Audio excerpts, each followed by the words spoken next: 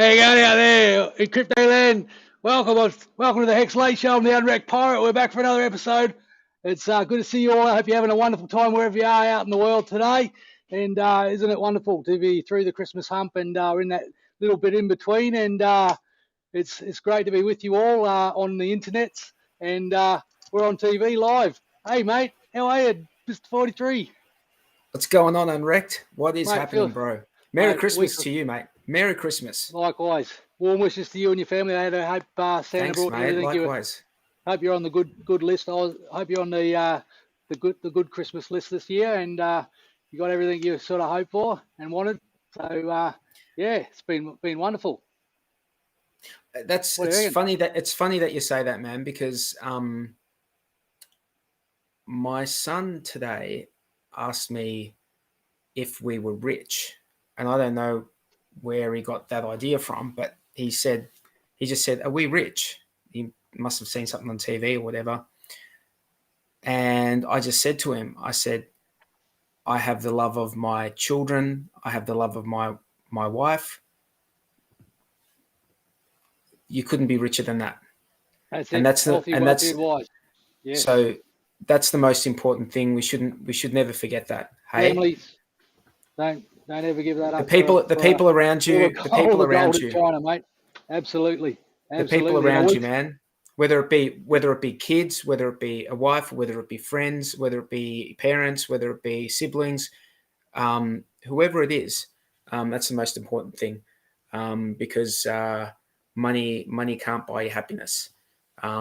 It can help. True. It might be able to help in some respect, but it's not going to. Sometimes when you're feeling miserable, you just think, lucky I've got that nice little trustless interest or trustless decentralized global network that is HEX, the behemoth, the elephant in the room. We're all about the HEX crypto, and but sometimes when you're feeling a little bit down, then that's always good. But yeah, as you say, money can't buy love, that's for sure. And it is all about the your health and your family and your people around you, the people that matter. That is right. And speaking of friends, we've got Bluey hanging out here in the wings. How you going, mate?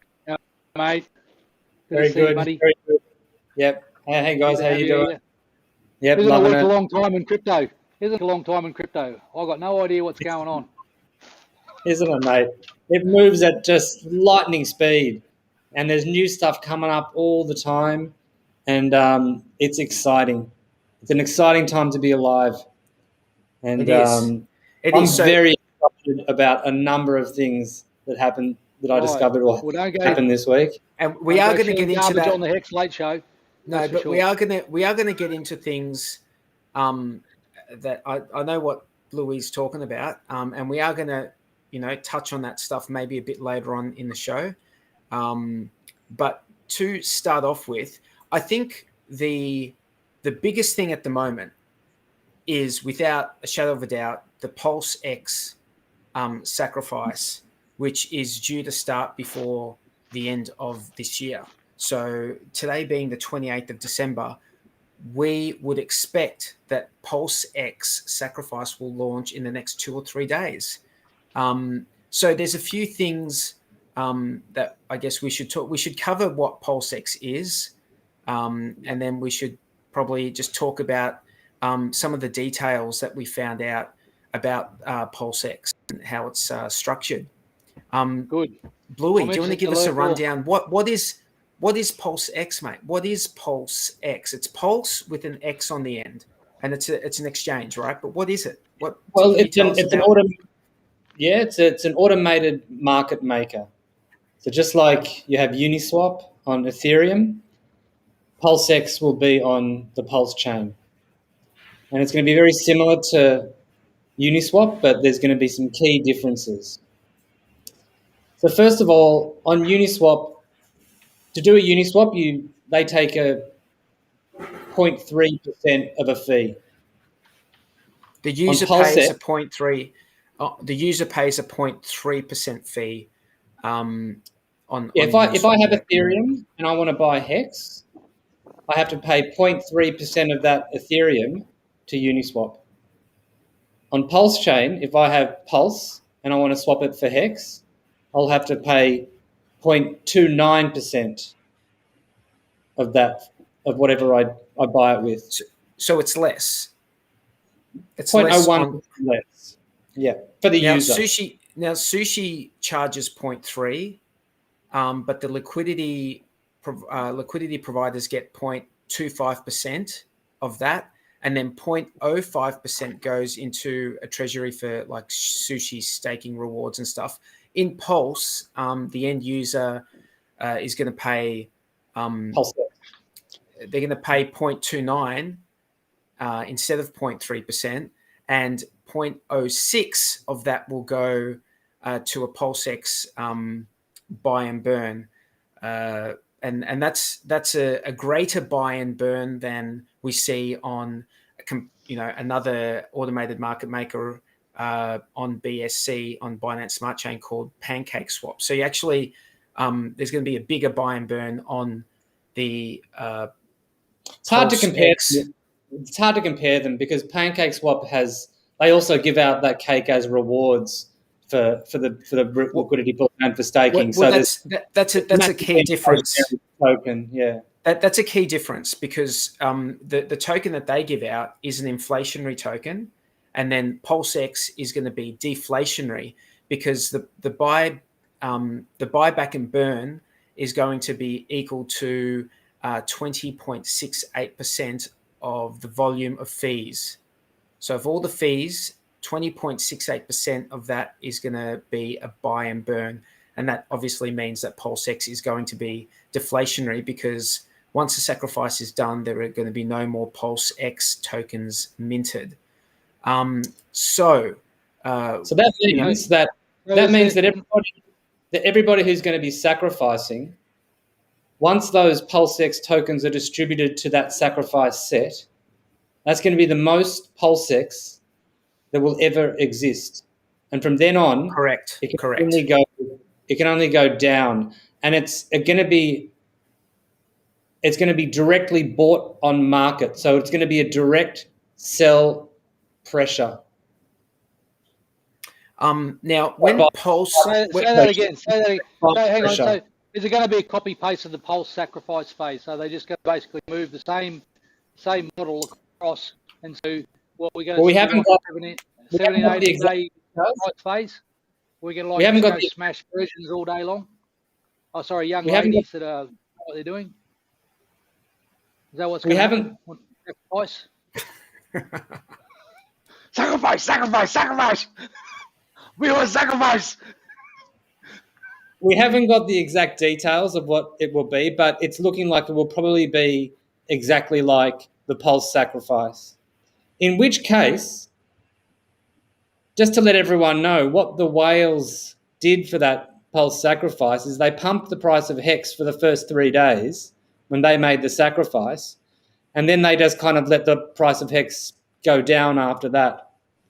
So if you're thinking they might do the same thing this time, which is not necessarily the worst guess, the first 3 days, if you're going to sacrifice HEX, first 3 days might be the best time to sacrifice. And then just get stuck into the debauchery for the rest of the sacks. That's what I'd be doing.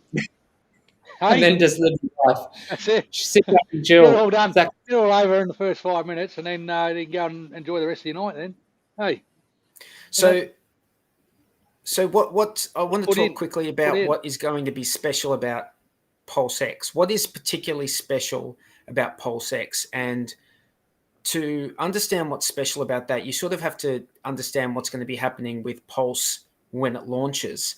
Now, the automated market maker ratio bot is going to be the first transaction in the fork, and it's going to harvest about 99.9% of all liquidity out of automated market makers like, Uniswap, Sushi. I mean, Uniswap's the biggest, and then you've got things like Sushi, maybe Bancor, 0x, and almost all other places where liquidity exists on the Ethereum network. Now, all these PRCs, Vampire attack, just smash them, just like into the side, and then all aboard. Let's get them, kill them all. Yeah, that's it.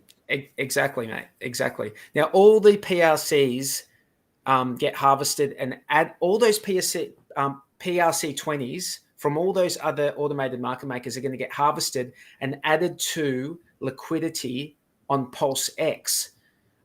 So the holders of PulseX will get price appreciation from buybacks and burns from the most liquid automated market maker on the PulseChain network, which is PulseX.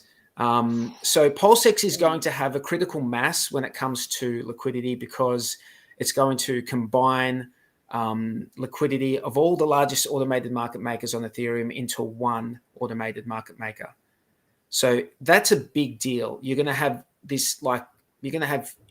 huge liquidity on this on PulseX. So once again, Richard Hart with a genius stroke of play, and it's going to hook all you viewers up. And a big shout out to everyone in the chat, the viewers today, and it's good to see we've got some regulars in the chat and everyone else that's joined us along. If it's the first time, make sure you check out hex.com. Hex.com is the apex predator, but we're talking about PulseX because it's part of the golden portfolio, which is EHEX, PHEX, PulseChain, and this PulseX token. And there's a lot of other things that are going on around that thanks to HEX as well, but we won't talk about that now. We'll continue day 43. I just wanted to do a shout out to the chat. Thanks, everyone.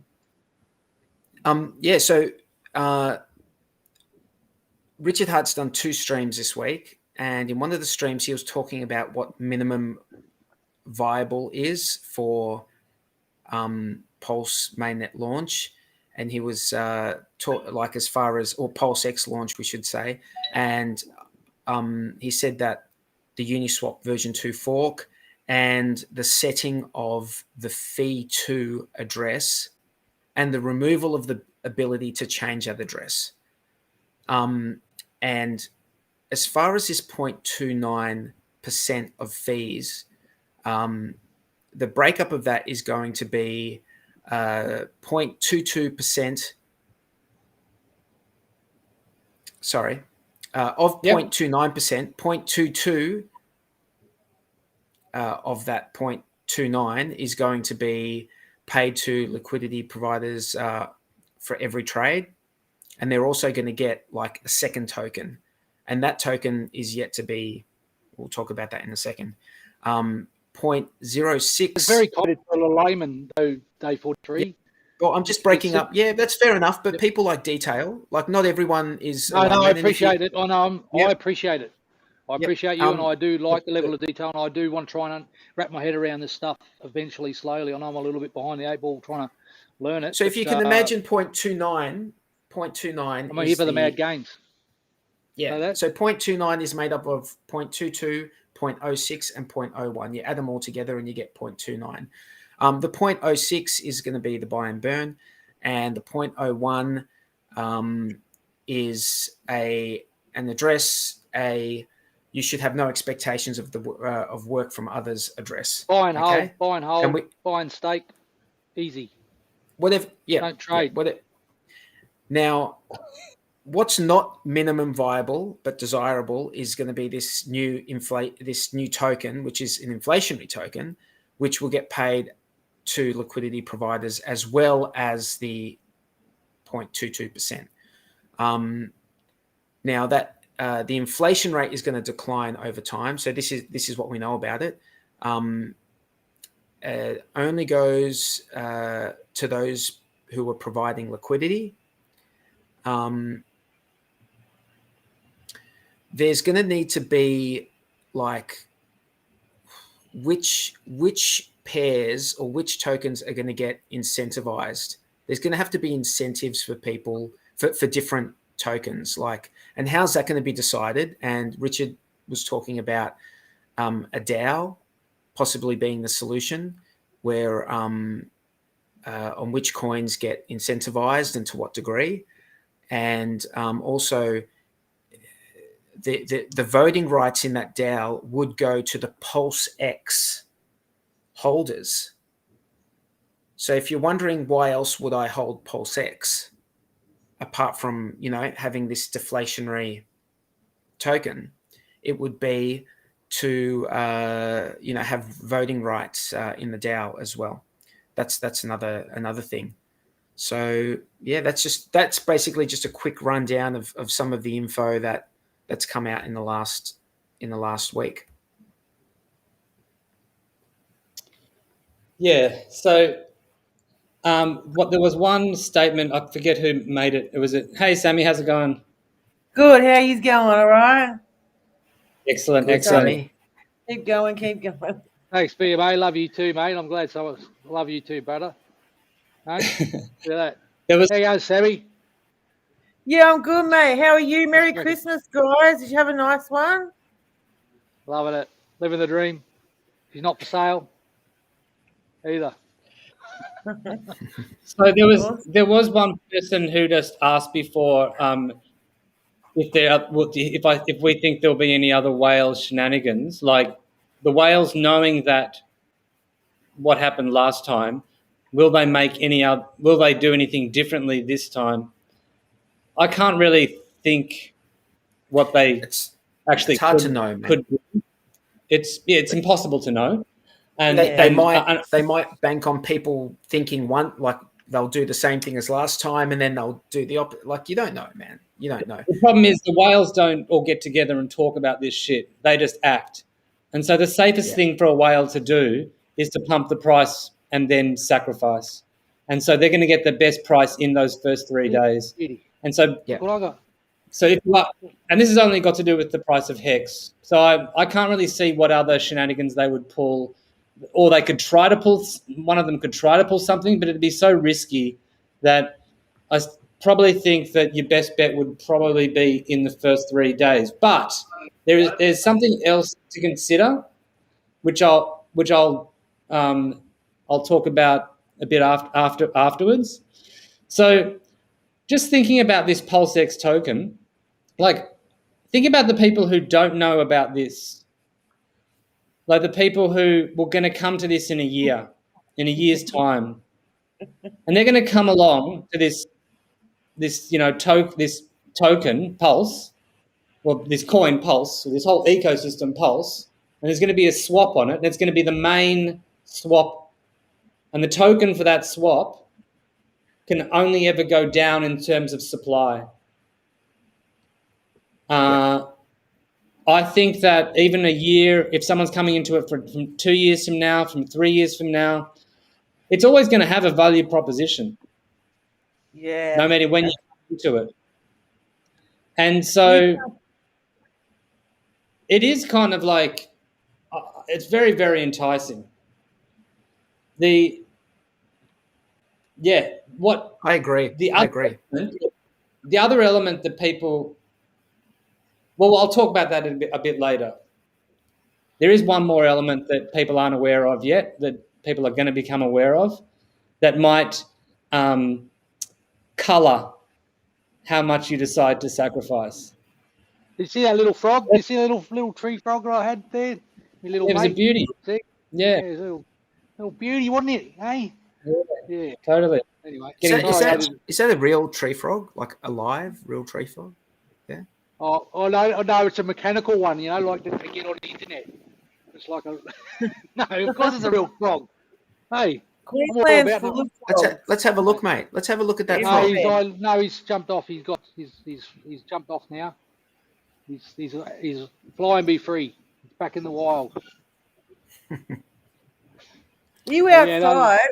Are you inside? The frogs come inside. I don't like it inside. Yeah, it's boring inside. Out here, it's like you've got the breeze coming through from the ocean. You can hear the waves, and life's good. But it's been pretty. The weather hasn't been great, but good for surfing. That's about it. Yeah.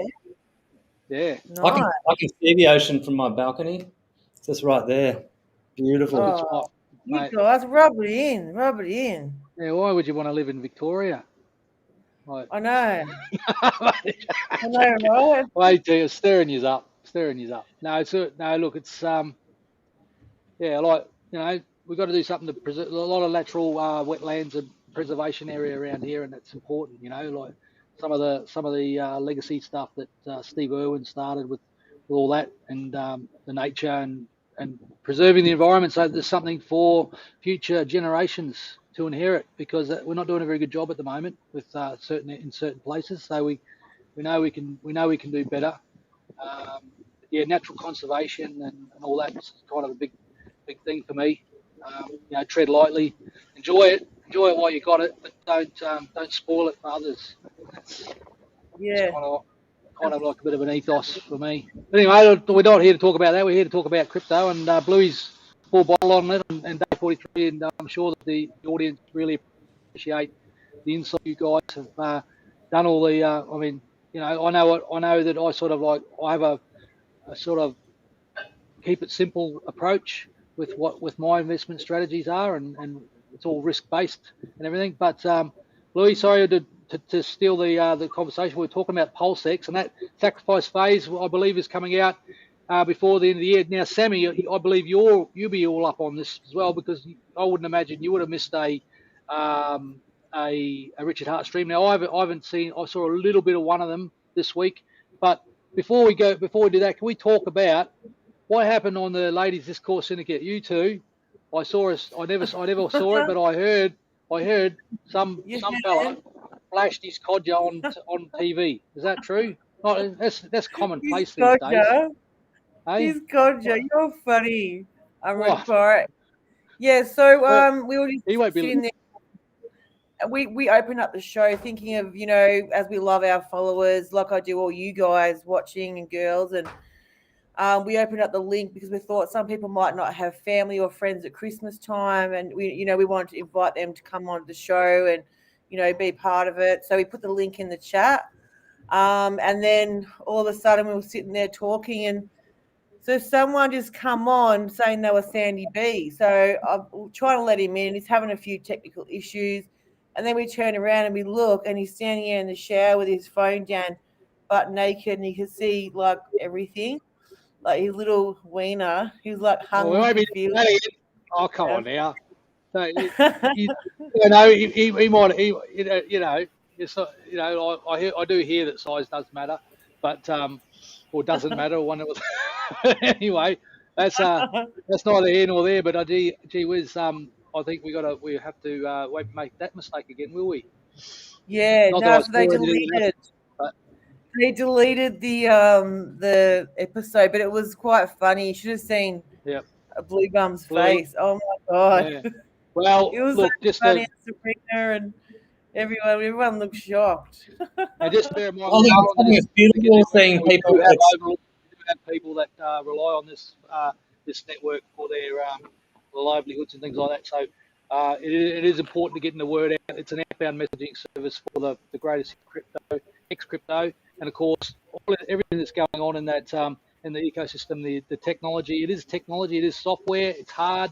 It's cutting edge stuff, and so that's what we're here to talk about. So just bear in mind that we just do need to mind our P's and Q's at times. I know we do like to cut a bit loose and just have the conversation and just chat about whatever's going on, that what's important now. So, and but anyway. So that was interesting. That's about it. I have sort of been avoiding screens as much as possible in the last week, just trying to focus on my kids and family and Christmas and getting through that and all that stuff. So, but yeah, wherever you are in the world, I hope you had a wonderful Christmas and you're joining us tonight and you're enjoying the show, the broadcast so far.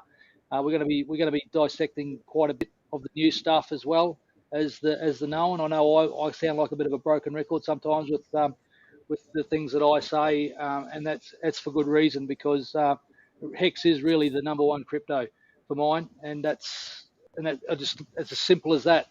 Anyway, Sammy, so yeah, the ladies' discourse is pumping along really well. It's a shame that it got pulled just on that basis, because I mean, look, who hasn't got a bloody computer where they can just go on and order? There's no secrets in the world nowadays. You would think. Yeah, I know. It kind of sucks because it's also one of my friends' first times on there, and she's been really sick, and then she got to go on, and she's going to send it to all her friends, and of course she couldn't. So just a reminder that, when you really try to do good in the world, and that's what we were trying to do, sometimes people do try and spoil it. But we didn't let it get us down. I had a great Christmas, and I'm going out to party on New Year's Eve, and so yeah. Sammy, what did we learn? we learnt that we just don't let any Tom, Dick, or Harry onto the stream. Very funny. Nice. That's true. So, did you guys have a good Christmas? Sacrifice. 23. Yeah, great. It was good. It was a good Christmas because the kids, like all the cousins, are at a good age now where they can just go off and play, and they don't need like the adults just standing right there around them the whole time. So that was good. It was like the first Christmas where that's sort of been the case. So that was good. That was great. But apart from that, ate too much, and yeah, I don't know about you guys. This eating a lot at Christmas, and it's a real pain. It takes like weeks to get over it. I know. We've got to get back to gym. You're at gym now, 43, yeah? Going to gym? Yeah. So I've been walking for a couple of hours every morning, and I'll be going back to gym tomorrow just to get some battle ropes. Get in the ring, mother. Go, Louis. What's this question? Well, just answer that question. It's referring to as well like a tweet that Richard put out before. Like there are a ton of people who missed out on the Pulse sacrifice and who really want Pulse as soon as it launches. And so one way to do that would be to make your sacrifice for PulseX, which is just as easy as sending it from your MetaMask to the right address, and at the fork you'll be airdropped the PulseX, and then you can just basically go into the PulseX exchange and swap all or some of that PulseX for Pulse, because there will be that liquidity pair, and that could be or you could also do the same with whatever hex you have as well. You could swap your hex on the PulseChain for Pulse as well. But that will probably be the quickest way to get Pulse, because it might. I'm not sure if the bridges will work like straight after the fork or if it'll be a couple of days. But if you want to, if Pulse is not being offered on any exchange, which we don't know yet, but let's assume it's not, the only way to get it will be to buy Ethereum, bridge the Ethereum over to the PulseChain, and then swap that bridged Ethereum for Pulse, or to buy the wrapped Pulse on the Ethereum side and then bridge it over. So the easiest way right now for you guys will probably just be to put into the PulseX sacrifice set, and either with your copy of your ERC20, whether it's HEX or something else, swap it for Pulse straight after the fork.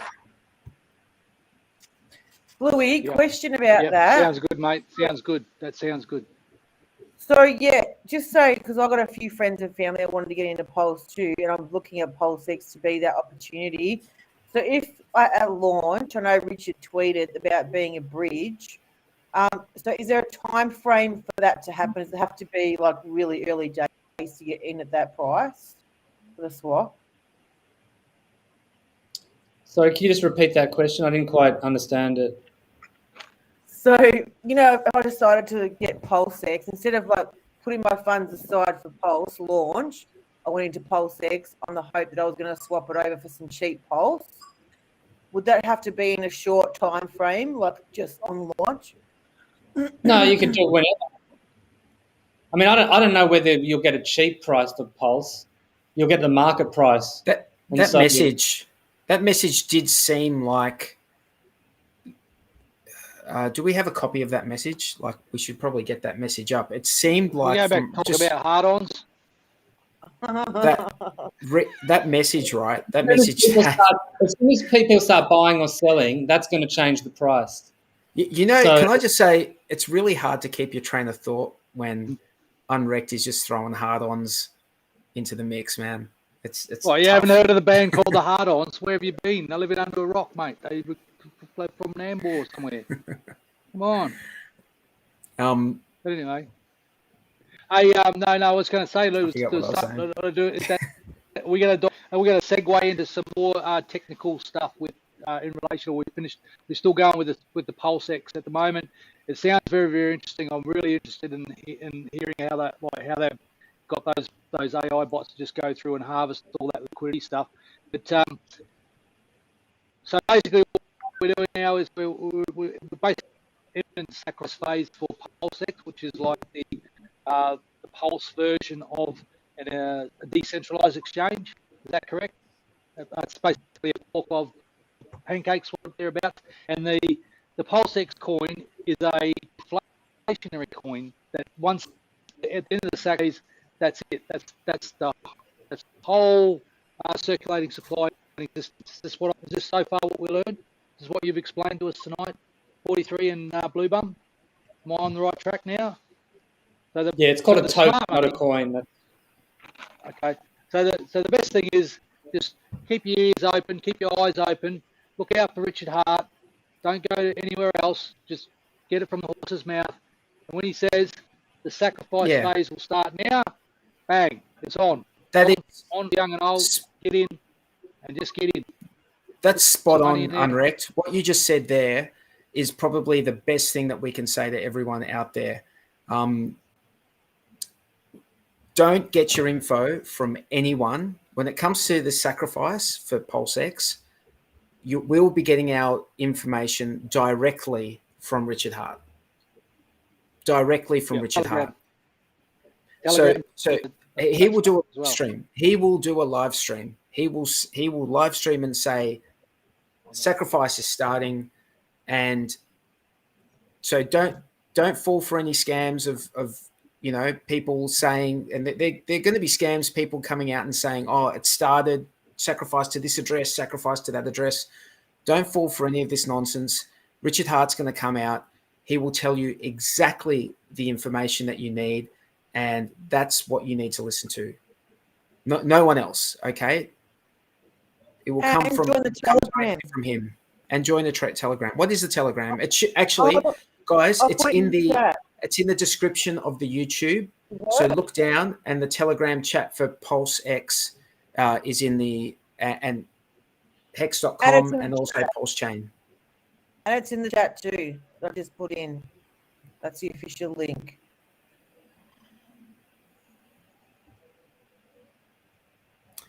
Cool. So is my internet, is my audio bad, guys? Is it terrible? Because I actually, it's good to me. It sounds okay to you. Yeah, they're saying that uNrekt was bad. Okay, so here's a good question. Why is no YouTuber talking about Pulse? I'll give you the answer. The answer is that most YouTube influencers get paid. They get paid to talk about stuff, right? They're basically paid shills. So the reason you're not seeing any YouTube influencer talk about Pulse is because no one's paying them to do it. In fact, BitBoy, who's one of the biggest ones, admitted that he sacked for Pulse, and he's not going to talk about it, and he's not going to review it or anything like that. And he's the dude with a million followers, and it's pay to play. If you don't fork out the cash, then you're not going to get the airtime on their channels. And people should know about that, because the info they're giving out is crap. It's just... It's not based on what's good and what's not. It's based on who pays them. They're just paid shills. That's what they are, paid shills. I mean, we've got a document that actually tells you how much each of the YouTubers and the we should probably show it. Hey, we've got it. Like, this person, followers, they get paid this much for a review, this much for mentioning it, blah blah blah blah blah. They advertise it, so you can.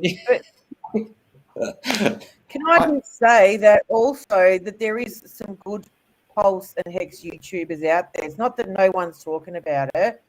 We have a community. We have there's Taylor, who does PulseChain videos, which are really awesome.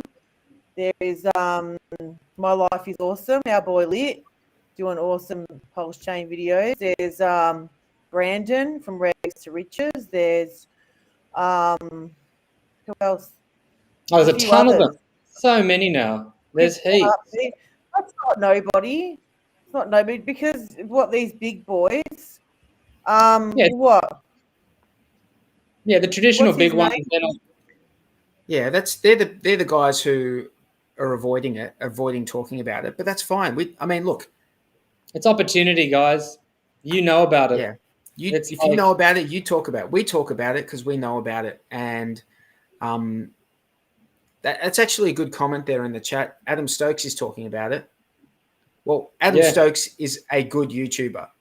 He's actually, I've been watching a bit of his content, and thanks to him, I don't like paying for premium services generally, but I listened to I was listening to him, and he actually made me go off and pay for a YouTube premium, which I have never paid for, but it just made so much sense to me.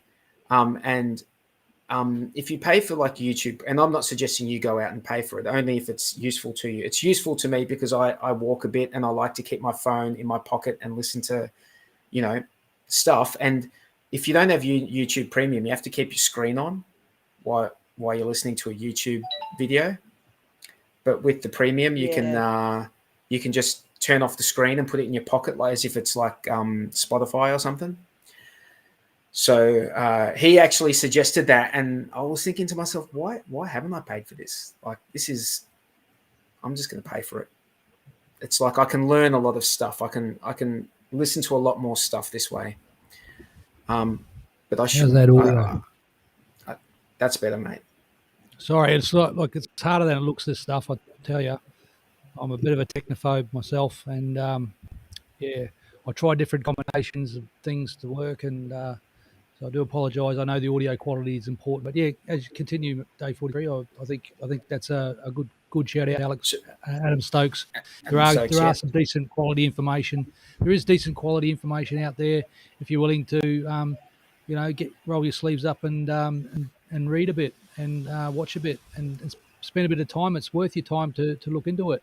I mean, I look back on what I did in crypto, and that was basically I just randomly came across a Richard Hart video, and from there I wouldn't let go of it like a dog with a bone. A bit like how you guys are now with the new stuff. That's it's an evolving. You got to be aware that this is cutting edge technology, this stuff, and so.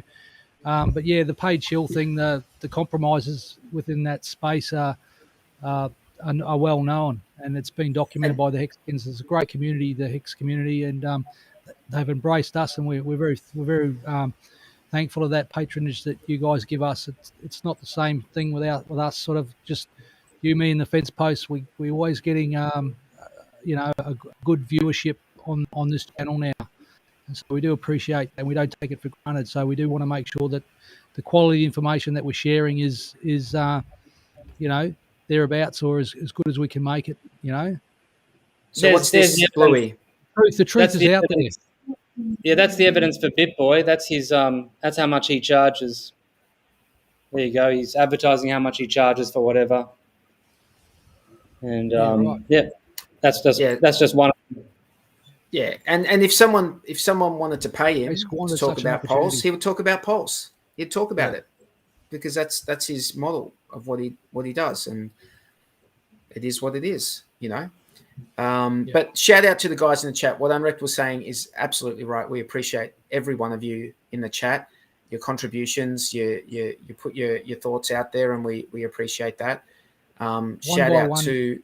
Yep, helping people, financial freedom. People are more interested in watching cat videos and toothpaste videos than they are about learning about, financial independence and freedom, like the thing that what's going on in the world with the financial system and why this decentralized network's been built out for that very reason, to give people back their liberties and freedoms. It really does.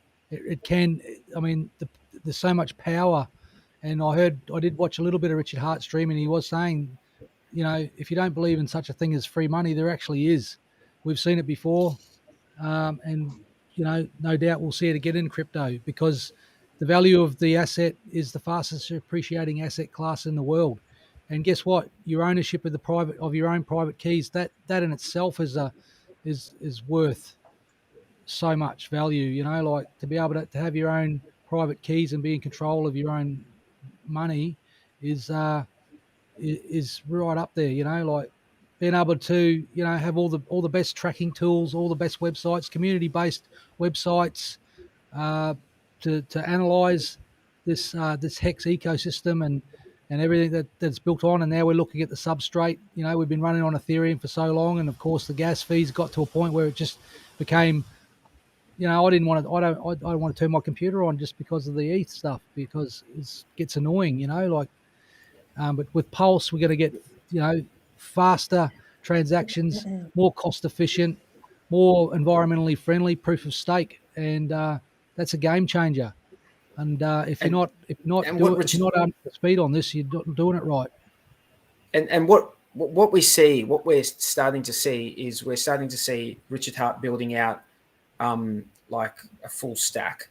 Like he's got like the gem, as Crypto Kool-Aid, what's up, brother, in the chat has just said. HEX is the gem, right? And you're going to have the substrate with Pulse.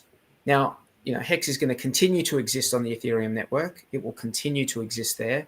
But on the Pulse network, where, transactions are going to be very, very cheap, and they're going to have like this new automated market maker, PulseX, which is going to have like huge amounts of liquidity, probably the most liquid exchange in the world, because it's going to take all the liquidity and harvest all the liquidity from so many other places and put it all into PulseX. So it's something that's different.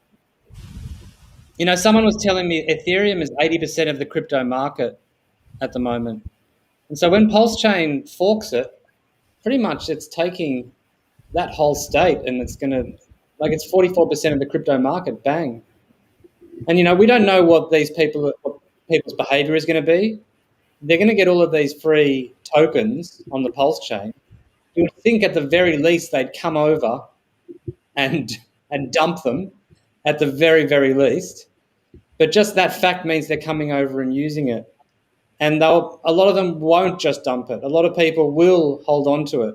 And a lot of people will start moving it around. And once they start actually using it and it's cheaper and faster than Ethereum, it's going to be big. And one of the things that Richard Hart has always said right through the whole time that I've been sort of following him and watching him is that, adoption is the key. Like this stuff, the value of the network increases exponentially by the number of users. So this PulseChain launch is going to be an absolute game changer for the entire crypto market, and entire crypto industry is going to get a massive shake up. So the cream will rise to the top, so to speak, and the real stuff, the genuine thing that people believe in will shine through. I've got no doubt about that. And there's going to be, and because Pulse is a network, right? There's going to be other projects that happen, and we already are aware of a few projects that are coming out, and we are waiting for things like audits to come out, because the HEX community is very much focused on this sort of thing. We want to see audits. We want to see things done properly. So, for example, there's someone talking about liquid loans in the chat. That is going to be a loans protocol that is launched on Pulse. Now, do your own research. You need to do your own research on these things. This is not me telling you to do anything. It's just, there's going to be, what else is there going to be? There's going to be something that Bluey has been looking into this week, something called Hedron. Once again, this is something that, people are going to be built out on Pulse. There was this something called Hurry Cash, which is going to be like this mixer that's coming out. But we wait for things like audits. We want to see audits because HEX was audited 3 times. And that's the sort of thing that we're interested in. We want to see these things. We want to see the details. The devil is in the detail. Yeah, we want to see the hard on. We want to see someone hard on. Someone, what's this Hedron hard on for Hedron thing, Bluey? Hey. So I've been deep diving into this new product, and I call it a product because, like HEX, it's a contract which is going to have no admin keys, and is going to be completed upon launch. And the rest of them you can probably count on your hand, can't you? The no admin keys thing. There's a lot. Yeah, they're pretty hard to find. They're pretty hard to find, aren't they? HEX is one. What's another one? Don't know. I don't know. So I've been deep diving into this new product called Hedron, and I've been blown away. I think that it's up there in terms of innovation, like with the HEX contract. But it could only have been built because of HEX. And mind you, that this is Bloobum's opinion, because I don't have the same opinion as Bloobum on this, and that's what on this show people talk they talk about what they think, but you got to do your own research on things, guys. That's very important. But sorry, Bloobum, continue. Yeah, absolutely. And the audit is coming out. Well, I think it's due to come out in a couple of days on Hedron. And so we'll get a chance to read that when it does come out. But let me see if I can explain it. And just to precursor this, when I first heard about this, it was a lot to take in and to conceptualize. But then once you grasp it, it's kind of like, whoa, okay. So the first thing to know about it as HEX stakers is that we get free tokens. We get free tokens just by having HEX stakes. But what does that do? That's an incentive to like maybe just drop the kids off at the pool, isn't it? That is the incentive. Yes, the incentive. So without having to, I don't know if everyone understands what dropping the kids off at the pool actually means, but well, it's like a dumpy dump, like it's a common term in crypto where you take a dump, isn't it? You pump and you dump. I've heard that one. Sorry, I've only been. We have to stop interrupting Bluey. He's talking. Sorry, Bluey. Go on. Okay, so first off, if you have HEX stakes, you basically can mint this new Hedron token, depending on how many shares you have. So let's say you have a 10-year stake, and you've done 1 year of that. You get to mint 1 year's worth of Hedron tokens, and then you can wait. And let's say after another year, if you've already minted that first year, you can actually go mint another year, or you can wait a number of years and then you can mint more of these Hedron tokens. But the really interesting thing of the Hedron project or product is what are called HSI, so HEX stake instances. That's their contract. You can make a HEX stake with their contract, and that HEX stake you can tokenize, which means you're turning it into an NFT. And then you can send it to another address. Or potentially you could sell it. So with their HEX, the HSI, their HEX stake instant contract, you can make a HEX stake for, let's say, a Quattro Cinco. You can wait like 5 years, and then you could offer to sell it to somebody. That in itself is that's pretty amazing. That is going to be a huge amount more of Quattro Cinco stakes that I think will be made. And the other thing is that if people do want to sell it early, they're not emergency end staking and dumping that HEX on the market. They're just selling that HEX. And so that HEX doesn't get sold. So it's a net positive for the price of HEX on two fronts. But not only that, because you can mint this Hedron from stakes, what you could do is, let's say, not mint the Hedron from the stakes, from that stake that you make. And so then you can offer to sell it, and it's not only are you selling the HEX stake, but also the ability to mint for those, for instance, if you sell it 5 years later, to mint for those Hedron for those 5 years that you've spent with it. The other thing you can do with these HSIs is you can almost kind of get an advance, like a cash advance.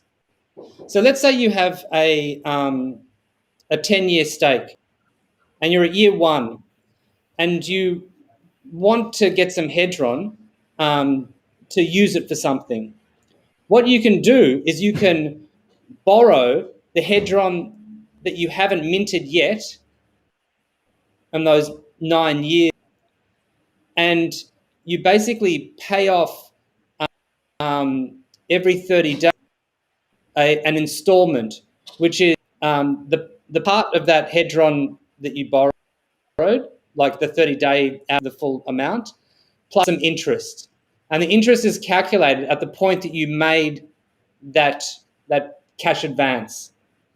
And it's half of the APY of your HEX stake at that point. Now, if you miss 3 payments in a row, so if you go 90 days without paying anything back, somebody else can come in and can pay off the rest, pay off your loan, ownership of your stake. So that obviously comes with a lot of with risk like that. And so it's not something to go into lightly, because you could lose your stake if you don't pay it back over the period of 90 days. But what it does is it gives people the ability. There is more risk. There is more risk there. Well, if you borrow, yes, but you don't have to do that. Yeah. You don't have to. But if you weren't going to borrow, then you wouldn't need the protocol, basically. Say it again. Right? If you weren't going to borrow, then you wouldn't need that protocol. Is that correct? Well, you might want the protocol to turn the HEX stake into an NFT and be able to transfer it. And for instance, there, like if you get hacked, you could turn it into an NFT and send it to another address. Or in that respect, it's similar to like a staker wallet, which is no. In that respect, it is, because you can transfer. Yeah, because you can change the ownership of that as well. So in that respect, it is like we're talking about the same sort, of the whole thing. Right. I don't know enough about Gnosis wallet.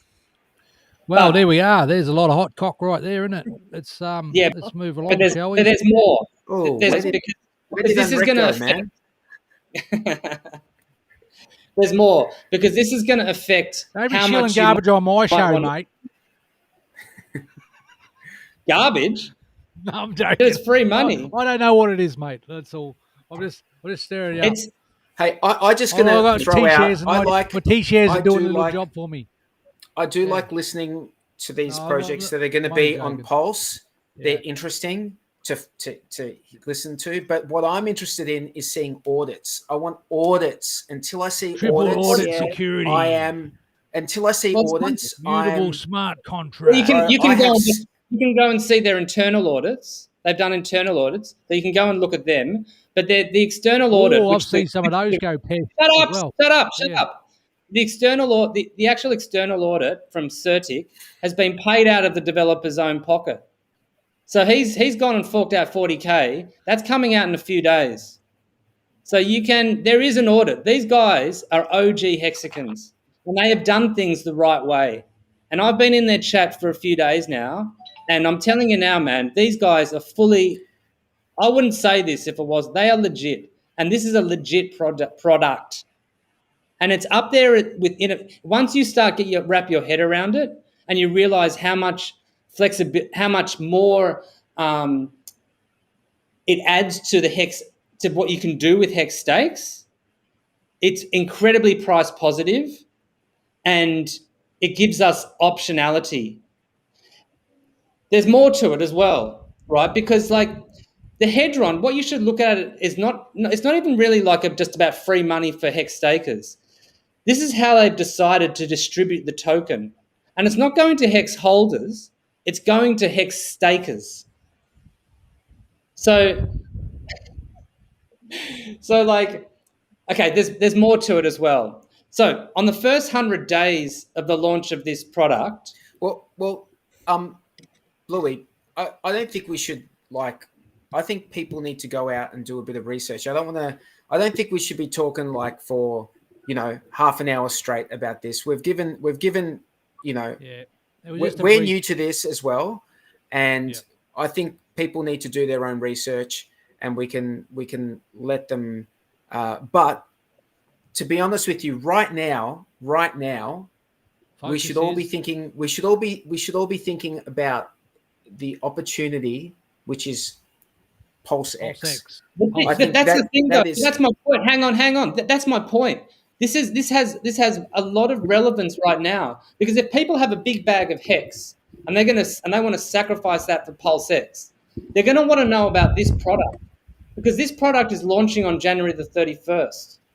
And to have, like, if you've got a big stake coming out at the moment, you might be better off good accounting it and waiting for the launch of this product because there's things that I haven't told you about it yet. And there's ways to play this where it's like people are going to want to know about this. And so if Pulse, look, I'm totally positive about PulseX, but now we're talking about a competition about where you put your money. And man, I like that you get passionate. You're passionate about it, and you've done the hard yards. You've looked into it, and you're saying it's legit. There's always been a competition about where you put your money, but I think history has shown us that, so far has shown us that. But they're both Richard Hart project products. It's either you keep your money in HEX or you put it into PulseX. In this product, you keep it in HEX. You're not selling it for something else. You're making HEX stakes. You're making Quattro Synchro stakes. Yeah. Right? So it sounds encapsulated. But you're not doing it directly with the HEX contract. You're doing it through another contract. No, you are. No, their contract. You're doing it through their contract though. You're not doing it directly. No, but their contract makes HEX stakes in the HEX contract. Let's segue into this. Yeah, but where can people find this information? Where can people hang on, uNrekt. We're just trying to work something out here, clarify something. You are doing it is going to get staked on the HEX contract, but through another contract. Yeah. In the same way that, like, when you do your stakes through a Gnosis safe, for example, you're not doing it.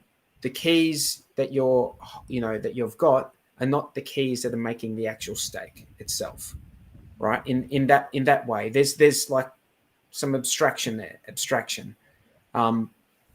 and that's for you guys to decide whether that's a good thing or not. But I think we've given this project a good go. I haven't finished. Like I may as well tell people about it. Like I'm not selling it. I'm just fucking giving the information. Like, do you want the information or not? Do people want the information? I mean, you don't have to. Okay. Ask the chat. Ask the chat whether you want more information. Well, can I add? I'm a Richard Hart. Let people do their own research on that. Come on, let's. of the others, I'm going with Richard Hart all the way. I trust him, and yeah, I just wanted to add that.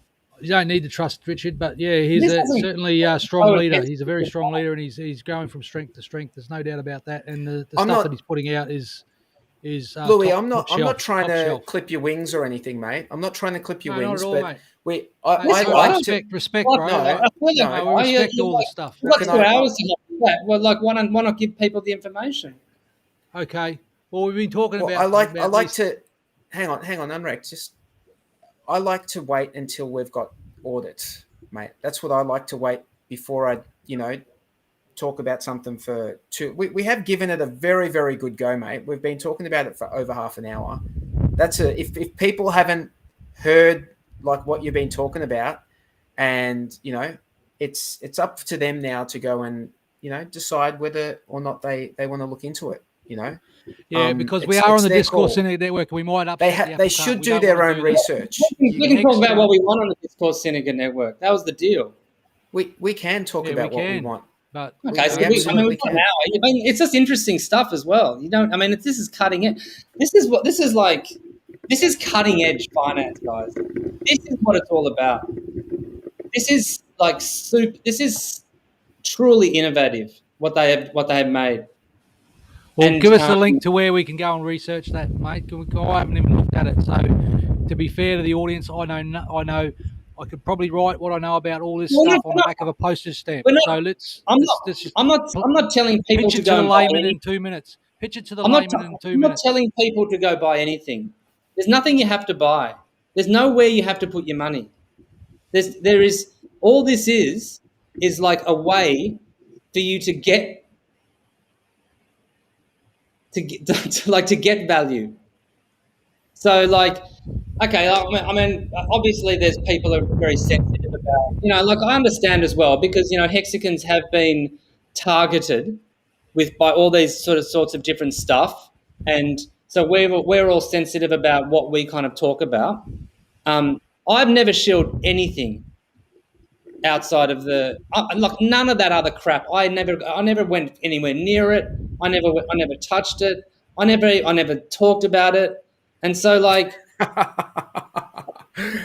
hey, Mango, listen, that's not fair, mate. Let me just tell you something. uNrekt is the uNrekt show, the uNrekt Pirates Late Show. There should be no confusion about that. There should be no confusion about that. We love uNrekt Pirate. Be nice, Mango Man. There's a bit of heat. Why don't, guys? I've got a good idea. So, hey, Bluey, check this out. Yeah. Check this out. Bluey, let's do a stream today, tomorrow, and you can talk about it for as long as you want. Yeah, cool, man. Why don't we move on now? The other thing is that like hopefully the audit comes out in a few days, and sometime after the audit comes out, I really want to have the person who made it on and do an interview with him. And yep, he's a fantastic guy, and the people around it are fantastic people. And I think you're all going to be blown away by it, and I think it's going to add tons of value to HEX. And I think it's going to give us a lot more optionality about our HEX stakes, in a number of ways. And I'd love to talk about it more about, there's a lot of things that I haven't talked about yet, but obviously there's time. Okay. There's plenty of time to talk. I mean, if it's the 31st. It's a lot of information as well. It's a lot of information, and so it's a lot for people to wrap their heads around. If you want to check it out more, there's a Telegram chat called Hedron. Just search for Hedron, Hedron, and you can go and read. They have pinned messages. They have stuff you can read about it. There's a website you can go to. You can actually try it all out on the PulseChain testnet as well. So there's people to talk to and all that kind of stuff. And let's get into it. Everyone be skeptical, and everyone scrutinize it all. That's what we're all about. Absolutely. I'm not telling you to send any money anywhere or anything like that, but there's a lot of ways there's a lot of extra games, game theory that is added on and to HEX with this, and it is worth learning about. Cool. And I mean, look, the thing that's interesting to, I guess the main thing that I thought was interesting for legacy HEX stakers is that you get, it's basically there's an airdrop, right? It's basically like an airdrop. You can get that Hedron token and you don't have to do anything apart from like pay the gas to mint it. And then you can just leave it at that if you want. So that's what like everyone loves an airdrop, right? Everyone loves an airdrop. So if you're a legacy HEX staker, that is something that's of interest, I think. And the rest of it, there's still plenty of details to come out. I think that I think right now we should focus on PulseX just because that's happening in the immediate future. That's happening in the next 2 or 3 days, and I'm interested to know if that's something that you guys are, interested in sacrificing for. Also, guys in the chat, are we interested in sacrificing for PulseX? Me personally, I think that when I see Richard Hart creating something or coming up with something, and some of us are privy to some of the things that go on behind the scenes, and we see that, and we see the thought that goes into it, and how these ideas come out and are developed. It fills you with a great deal of confidence in the process. So me personally, I love the idea of PulseX. I like the fact that it's going to be deflationary, and I'm looking forward to the sacrifice phase in the next couple of days. How about you guys? Yeah, absolutely. I'm really excited about it. I've been in the Telegram chat, so I've been getting all the news, and everyone's basically just waiting now. So Richard's planning on doing it just before New Year's Eve, I suppose, and letting it go for 5 days. But he was checking because a lot of people were talking about January paychecks. So I think he wanted to basically see if people were waiting on money. He wanted to try and look after those people as well. So that's really just Richard Hart being the kind person he is, which is nice. But yeah, I'm really looking forward to it. I think it's another awesome project. So yeah, I'm hanging out. I'm ready. So if it did follow the same, if it followed the same thing as the Pulse sacrifice, then what was in the Pulse sacrifice? It was 5 days of just like flat. 3, wasn't it? Was it 3 days or 5? 5. It was 5. Oh, was it? Yeah, it was 5. 5. Okay, and there was bottomed out. And then there was 2 weeks after that. So in total, it was like 19 days before it hit but then it kept going. It ended up, it kept going. That 0.05% penalty per day just kept going. So you can actually still you can still like sacrifice for Pulse. Not a good idea though. So, but what's interesting is this is really an opportunity for people who wanted to sacrifice for Pulse but missed out. Now, what we were talking about before is how you could sacrifice for PulseX, and then before it gets opened up with bridges and stuff, maybe there's an opportunity to switch that PulseX for some Pulse, and maybe you can get that. You can still get that bag of Pulse for a decent rate. Obviously, we need to find out the detail of what's going to happen with this sacrifice. What makes sense to me is that all of the work that was put into developing the tools or whatever to look up all the addresses and all that sort of stuff that was for the Pulse sacrifice, it would seem weird that they just didn't have a system that they could reuse those tools again, because that would have taken a lot of time and effort and a lot of money, I would have thought, to build out those tools. To not reuse them, or to reuse them, seems like a no-brainer to me.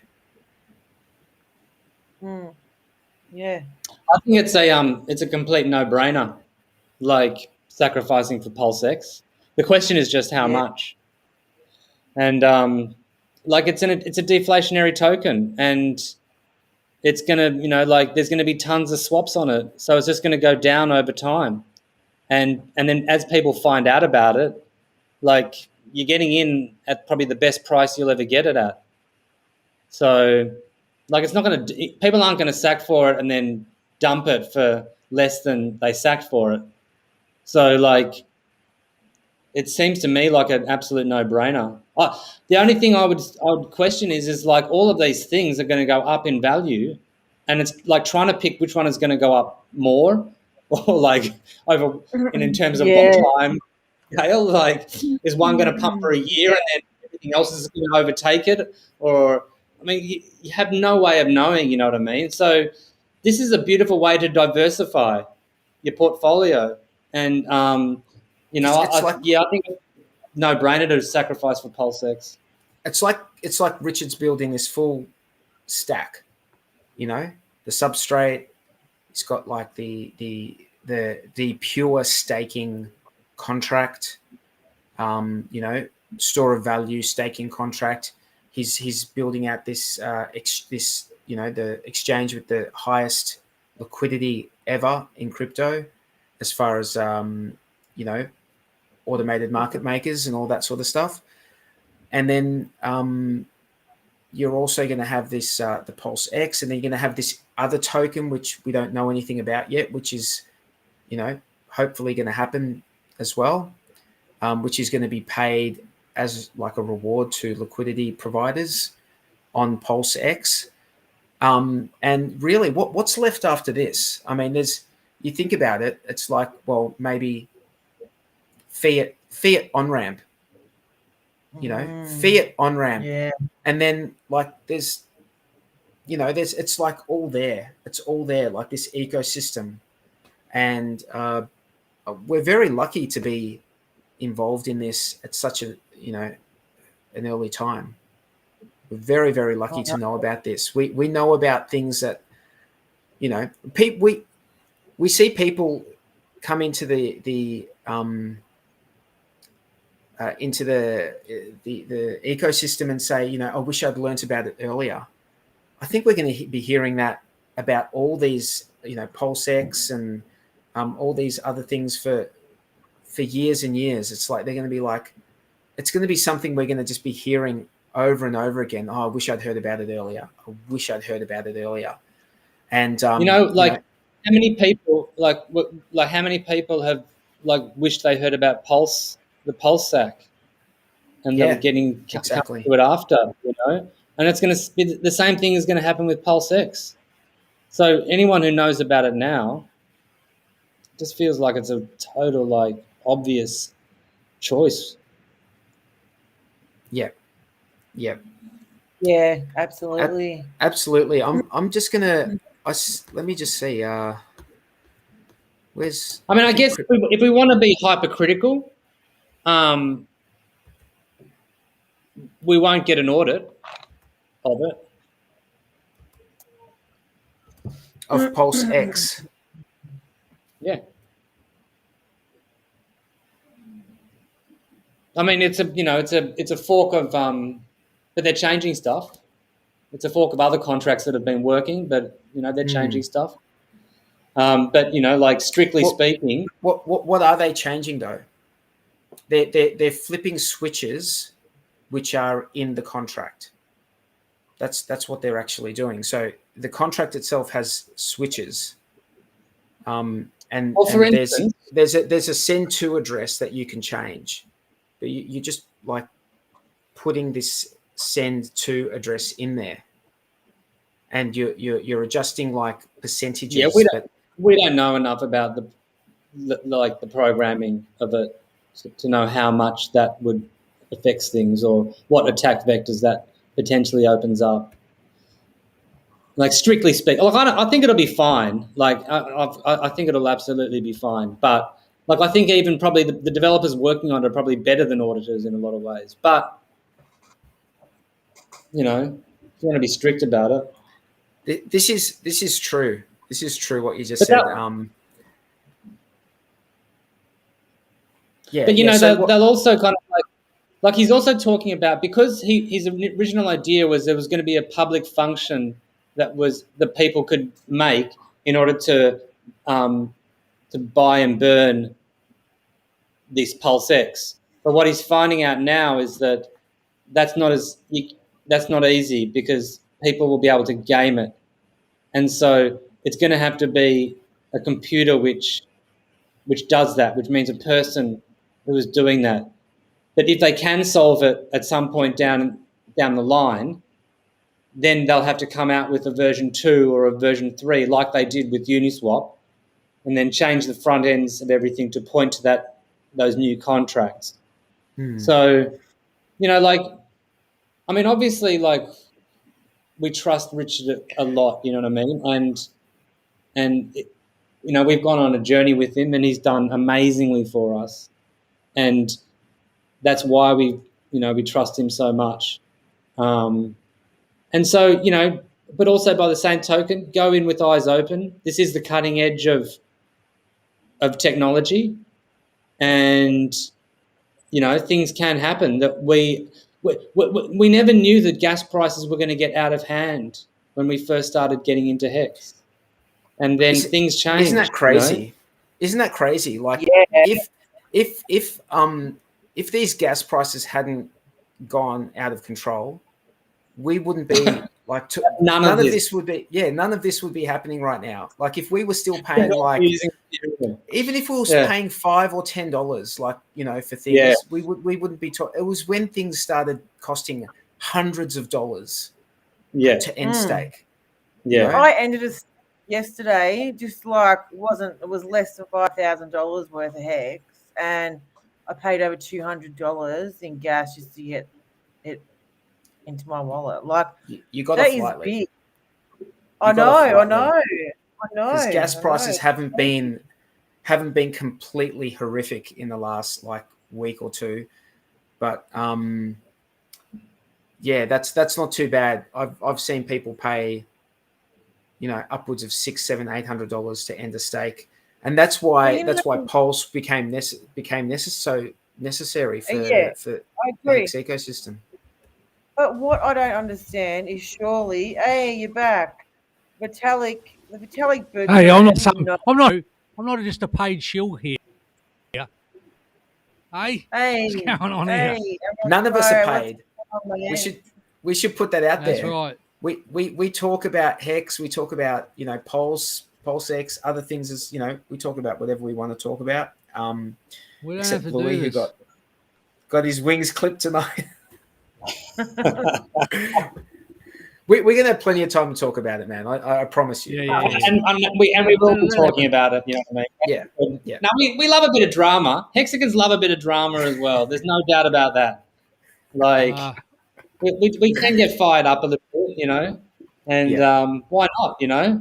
Nothing gets if you're passionate about things. Water for Hey, ducks back. we all come on here and just talk about stuff, and You're welcome to start your own happens, stream, Mango Junkie. But I know. you don't like what I'm saying. Nice to our friend. It's not very nice. Don't listen to him. What did he say? What did he say? Oh, he's just being a bitch. No, I know. I've seen the Mango Junkie. I know he's all right. He's just taking the P155. I love a good joke. We love a good gag. Don't worry about that. Hey, I Take a just bit more to get through to black duck like me, mate. About Vitalik butter, and surely he must know that's just robbery. The amount of money we're paying for gas is robbery. It's not. It shouldn't even be legal. It shouldn't have. There's nothing. I was actually on Twitter in the last couple of days, going back and forth with someone who was talking about, how it's too much power for one person to have. I'm like, what are you talking about? Like, what the hell are you talking about? Look at BTC and look at Ethereum, and look how tough it is for them to get anything done because their decision making is decentralized. It's like, that is problematic, having decentralized decision making. You want decision making. You want to everyone I am on promise tonight, so let's just keep it to the point. What's going on? Well, let me. Crypto Kool-Aid. Oh, Sorry, mate. Hang on, let me bring it back. I read your message too late, dude. It's like Kool-Aid just wrote, "Don't add me" in the private chat. I was just gonna talk backroom talk. That's what I do, cameo shit. But you guys chat. All the love. Y'all are doing the Lord's work, and fucking happy holidays and all the love to all the awesome people. I'm flying the wall. God bless you, mate. Mate, we love you. Kool-Aid, don't add mate, me. you're a legend. You're a legend. Well, you're in now, bro. You're in here now. Well, we should say bell end. I can talk about encapsulated stakes. I can talk about like differentiating into DAOs. I can talk about like all of it. But I mean, like I've been screaming about it for fucking half a year, and now it's coming to the forefront. So, what do we do about that? How do we work it? And what we understand about Richard Hart projects and products is a product differentiates the project later because we understand the man, the myth, the legend. That's what defines a Magic Carpet Ride. So when we look at other ideas from other Hexagon built things, again, Hexagon inside, I believe the fuck in that. But we know that RH has no gain to deal by scamming people. But the technology that's being built right now will define the future. I have been talking about it literally behind the scenes for half a year. All y'all know, you hear me rant. So it's interesting. So remember, as we move forward, pay attention because we're moving out of fax machine maximalism into the next era, the epoch. So it's good stuff. And I love Bluey's fashion. What he's talking about, but him and I have even talked about NFTs as a wrapped contract, as a wrapped identity, and all the rest of that. And now I think he's got it. Like he understands what's in my head. And like it. I have to admit, this is the first thing that I've heard of where that is actually a very, very clicks. You've given NFTs a big utility. Yeah, but that's the same thing I've said on many different streams, right? Yeah. No, I'd totally pay you for that one, man. This is one place where an NFT is it's the first time I've heard a good use case for an NFT. And some you're people right. need multiple different directions to explain things to understand it, and that's why you have the term food for thought, right? And sometimes you need different food to think something. And I've been screaming this for half a year. But this is the future. You have to look at how the mamushka stacks on top of itself. So the ideas that's being built, it's gold. It is the future. What we want, like 43 was saying, is we want audits. The one thing that got me in the beginning was Dev Kyle being the sweetest, nicest goddamn person in the world, but also wrote the T-share idea. And if that guy is going to do that, and he audited the code, he wouldn't have let something bulletproof go in, which is the same thing as like, if I'm talking to you about game theory, I'm going to digest it as hell. And I'm going to tell you exactly where the leaky boat is. And so when you think about those ideas, we want Richard Hart-based projects to be the standard. And then from there, Hexagon inside, instead of Intel inside, gets built on top of that.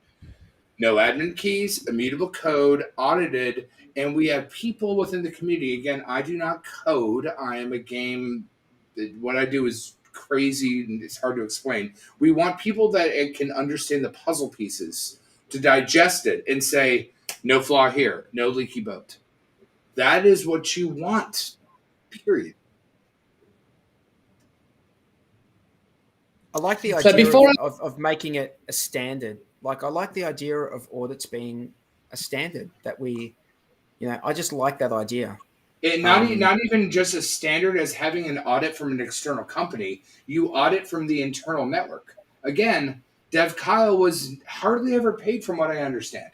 He did this as the good of his heart, right? Same thing as I'll come in here and chat game theory as the dude that ships $1 billion games. So game theory, game mechanics, systemic design, all that. That's what I bled for 14 years. I can speak it for hours because that's my work. That's my job.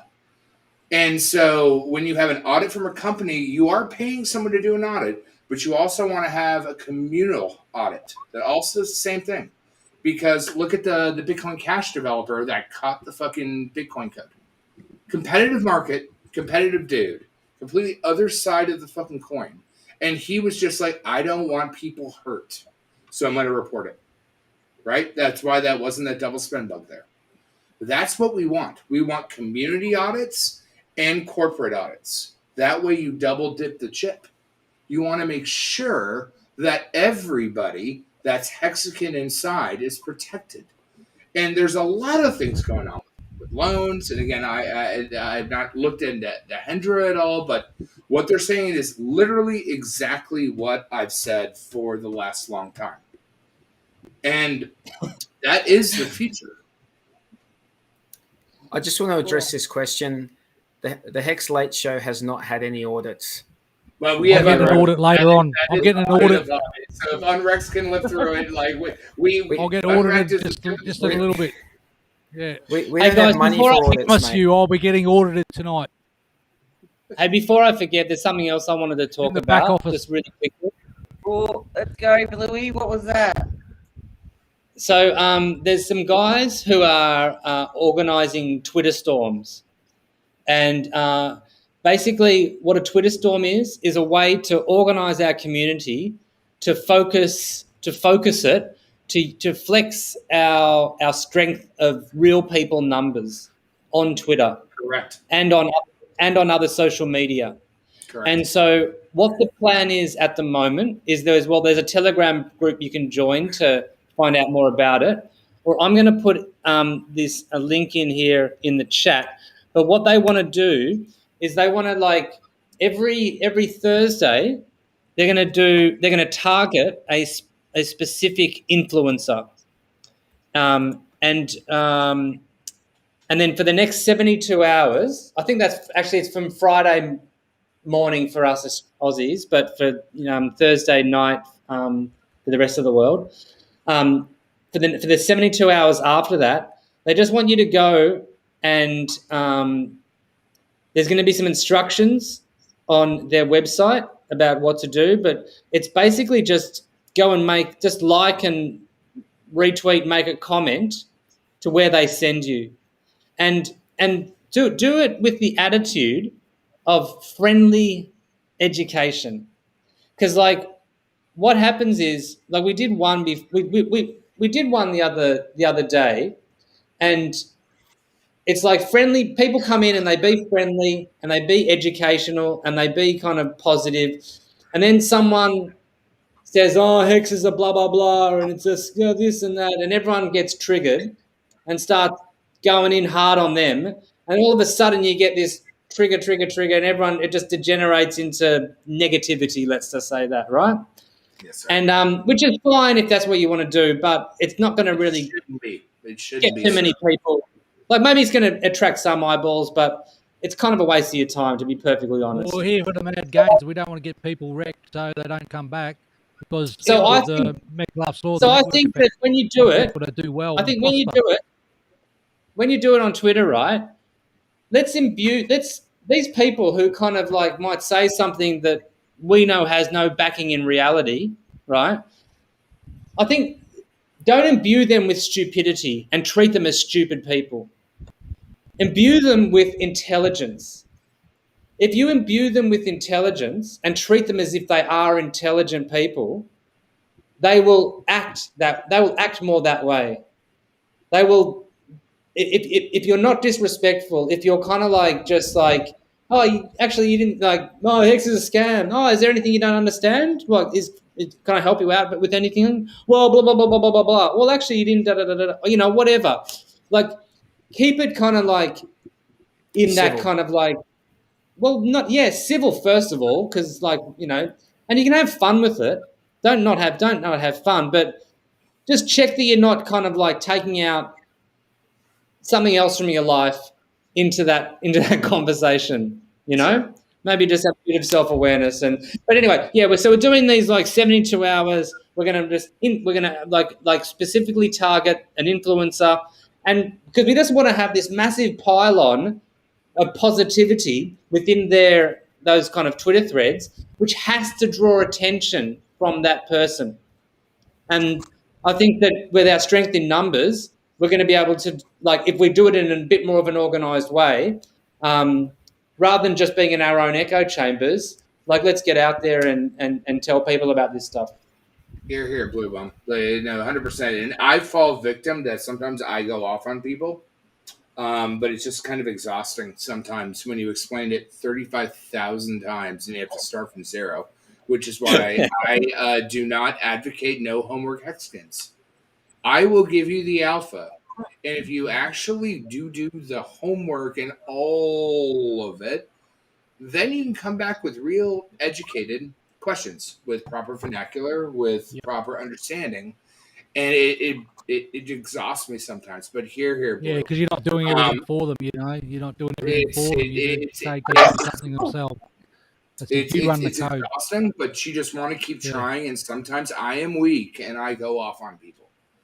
And with my pedigree of career, I can see a couple layers deeper, and which just gets me more angry because I'm trying to save people. Same thing that all of us are trying to do. But here. Well, it's the outbound messaging for X.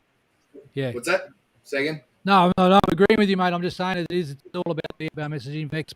But you know, it's like the old cliche, and I know we've said this 1,000 times before: lead a horse to water, but you can't make it drink because. You know, it's not a fucking duck. We can preach it from the rooftops till we're blue in the face, and it's like, I mean, look at Richard Hart. You can sense the because he's so intelligent and so smart that it's tiresome for him to actually deal with the plebs and stupidity. And I'm not pointing the finger at anyone specifically, but gee whiz, there is Dumb and Dumber out there, isn't there? And but that's why he also corrected his personality and how he's handling things now. But he also has those frustrated moments. And I sign up. I've fucked up plenty of times, and I've gone off on people because for the one person I went off on, well, the one time I went off on someone, I have like 35 people I want to get on the fucking arc, and they didn't listen. And so, like that, unfortunately, that person was the vector of my anger, and I do try to apologize for it. But as Bluey was saying, we all need to take a step back, sometimes breathe, and be like, we are trying to do what we can. And those of us that have our bags packed are already set. We just want everyone to get on the arc before the rain hits, before inflation hits, before fuckery hits, and before they lose their gains. We want everybody, because nobody's paid here. Nobody is paid in any of the Hexagon ecosystem. In fact, all of us spend their time, effort, and probably some fucking money to do this. All of us. I mean, hell, what? But it's working. It's all working, guys. There is some worry for people, yeah. Community is growing. We are going. Just look at how many Twitter, like Richard Hart tweeted out before how many followers he's getting on Twitter. Blue, it's working. It's going to go metric. And I know what I'm saying is what we're doing is working as well. Like, give yourselves a pat on the back as well. We've been going hard for a while, and it is working. You know, we're growing, and it's like one by one. Well, no. So, like, I'm not a religious person, but I studied theosophy for a long time, and that's why 2 by 2 you get on the arc. And if you're too lazy to get on past the chickens, and they're the ones called chickens, they cross the road wildly versus jokes. You can't bitch when they don't want to get on after the arc has been sealed up.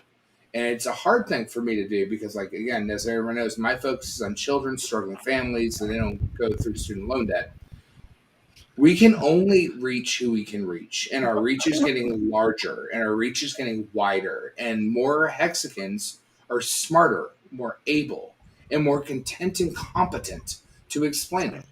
And as we go through those vectors, it'll just get better. But again, I'm the first person to put my hand up and says, I've fucked up and gotten angry at people because it's exhausting for me. But we should, if that happens, apologize. And we should try to keep going and do better. Because when you do nothing, even though you're successful, it doesn't mean that you don't want everyone else to be successful. And that's why we all do this. That's why I'm at 4 a.m. That's what helps having the conversation, Yeah, and it's a long journey, guys. So let's have fun doing it, you know?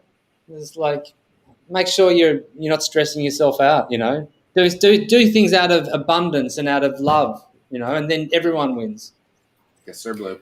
Speaking of winning, we've got a question here. When bitch tits of the week? Look, unfortunately, because Jexxa's not here, we don't have the list. We are very centralized in that respect because he's the only guy with access to that spreadsheet. So, didn't he pin it? Can we pin it? I can put up the. No, he pinned it.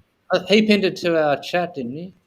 Did he pin it? I'll have a look. No, that's just the form to. Enter for next week's bitch tits of the week. I'm just wondering. We should still do that though.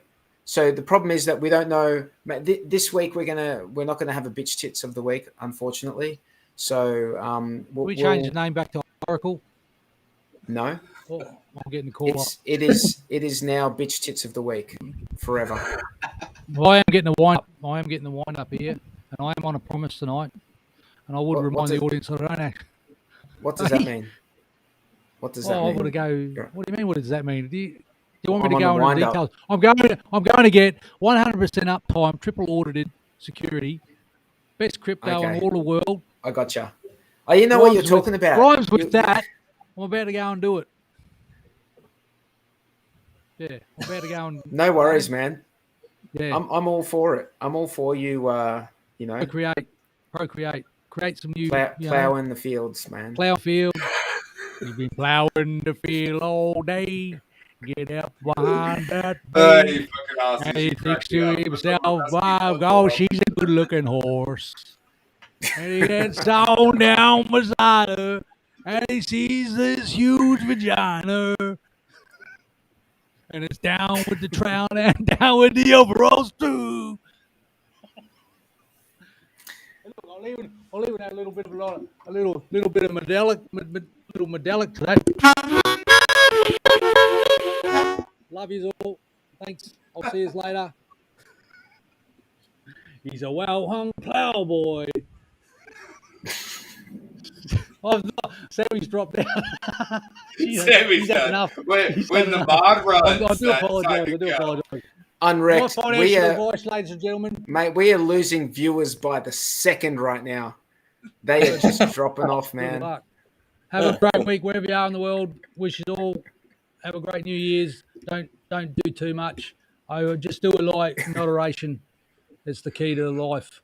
Secrets. All right, bye-bye.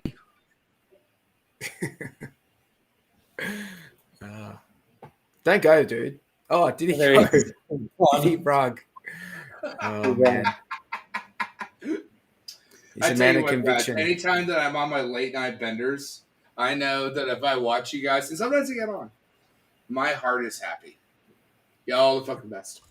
You, 43, uNrekt, and Blue, and Sammy, make my fucking heart happy. I wish Mac was on more at these hours because that guy, I love the fuck out of that guy. But y'all are fucking fantastic people. So again, happy holidays and everything that everyone goes through because everyone inspires someone to be better. And that's what everyone needs. Appreciate that, man. But inspiring to be better, that's where the heart comes from. That's good. It's very, very good. So you sacking? I mean, without... I unfortunately gave too much money to struggling single parents this year, so I am sacking half of my liquid bag that I have left, and I wish it was more, but I could do the tokenomics stuff. I think K for K does a very, very wet dream model of exactly what I would say, and it's very good. He's a very good newcomer onto the scene, and I love what he's doing with Crypto Heartbeat and Rags. And it's just crazy how many more people are out here from where we were before.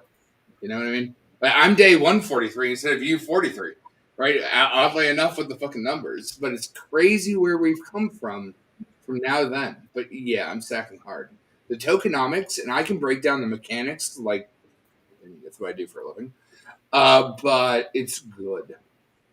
And it's all based on RH ecosystems.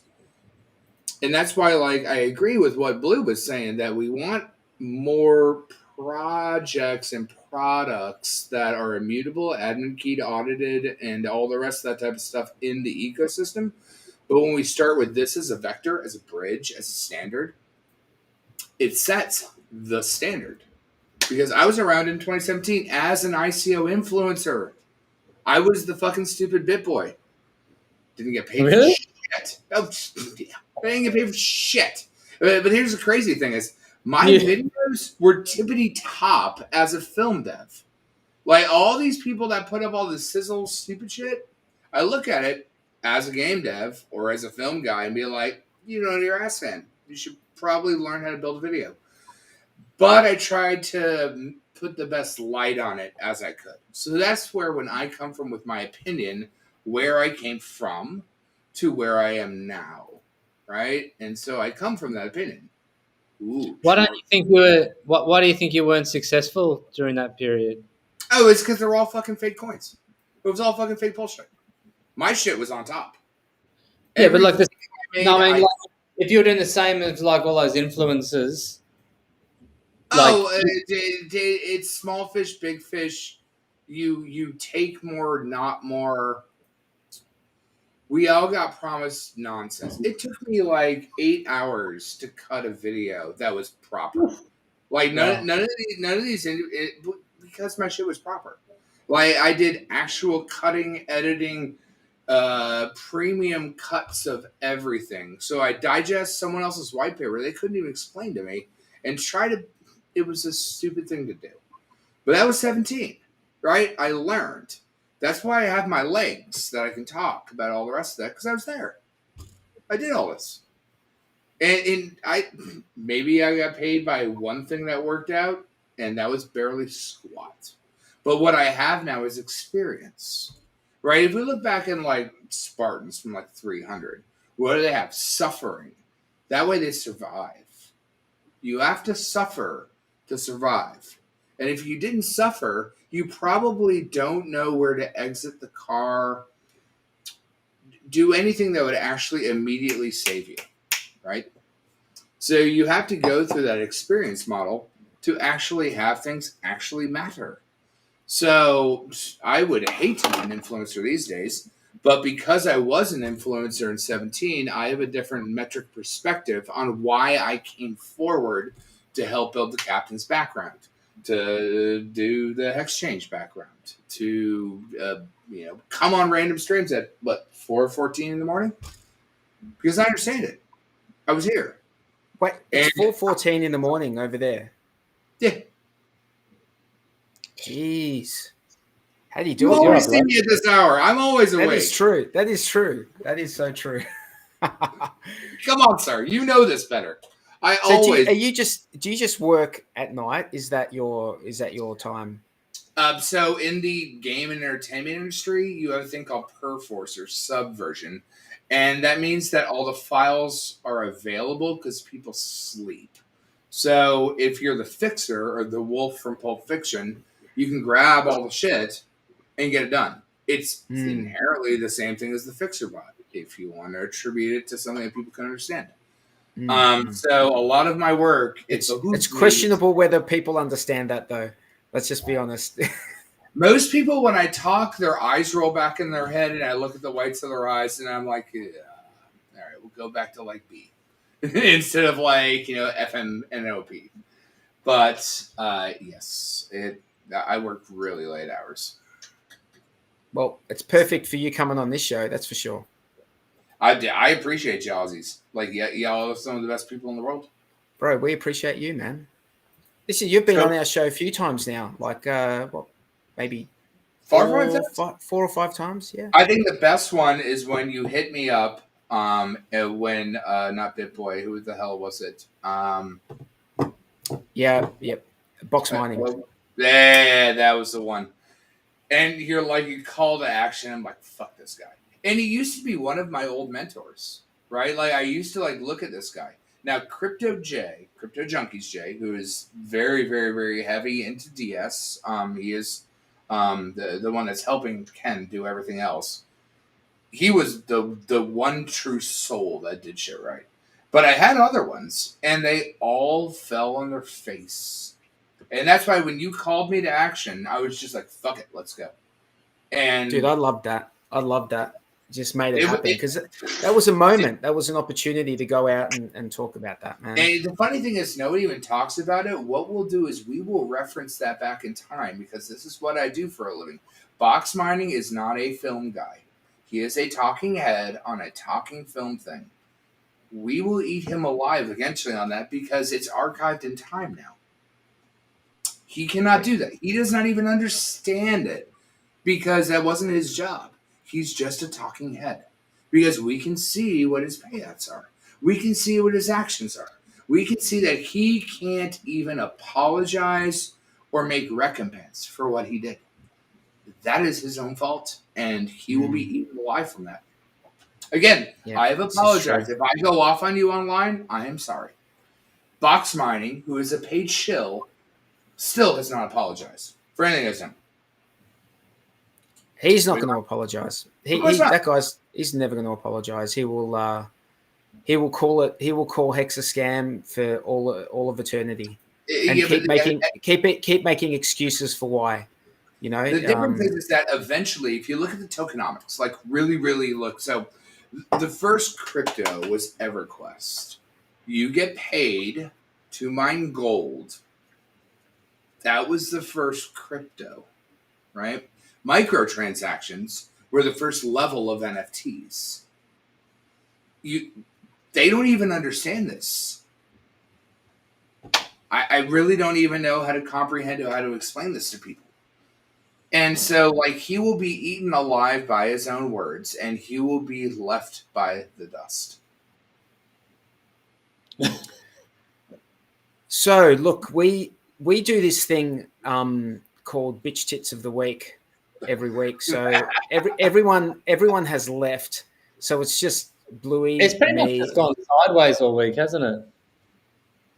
It's sort in the last week. It's sort of a week ago. It was sort of at this price, and it sort of pumped up to about 31, 32, that sort of range, and then it's come back down a little bit to where it's sitting on about 28 cents right now. But shout out to Crypto Bobcat. He does really, really, really good daily TA. Obviously, I love Jenkins. The thing is, they're HEX in mind, right? Jenkins does this weekly, and he does not do anything. He just looks purely at variables. Bobcat uses a lot of different things, and I love what he does. But again, like the numbers are showing things are going good. Very, very good.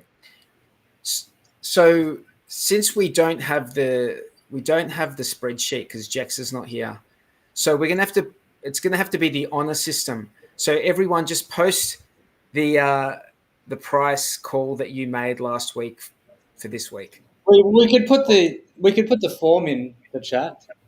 I'll do that for next week. My smart play. Yeah. Yep. I'll do that for next week. So guys, you can go and put your call in for next week's price. I think I said like 36 or 37 cents, maybe. Black Swan said he said 32. So we're sitting on Finbear. I think I won. There were some 28-cent calls. It's not a trading blip. Did you win? Did you, Finbear? For the record, when I was talking to other influencers, Tangent is my favorite drum and bass TA guy. Hands down, Tangent is my boy when it comes to drum and bass and trading. Love the fuck out of that guy. Tangent's my favorite, like, random ass comedy HEX, like just whatever stream where you can just, I'm guaranteed listening to Tangent, I will laugh. I'm guaranteed. I know I'm going to laugh. He's awesome. I was literally cleaning the house listening to you all as I'm normally doing random things, and I'm just like, fuck, let me on. Well, I mean, I just said let me on after in the comments and the message, but I mean. So Sien Zuf is saying that he picked 27.9. So, and unless anyone can trump that, I'm going to officially name Sien Zuf Bitch Tits of the Week Congratulations, Senzuf. You are Rich Tits of the Week. Congratulations, buddy. I'm going to just give me a second. I need to put it up there. Do you say Senzuf, do you? I always thought it was Senzuf. Senzuf. Is that what it is? I don't know. Oh, dear. We've had him on. He's told us probably. Senzuf. Senzuf, Senzuf, can you type your name phonetically? Crypto Vetti. There's Hedrons on the on Telegram. If you do a search for Hedron, you'll find on Telegram, and there's a whole lot of pinned posts in that Telegram chat where you can read up on it, and you can ask people questions in there. And so I think I might be going on Freddie's show at some point.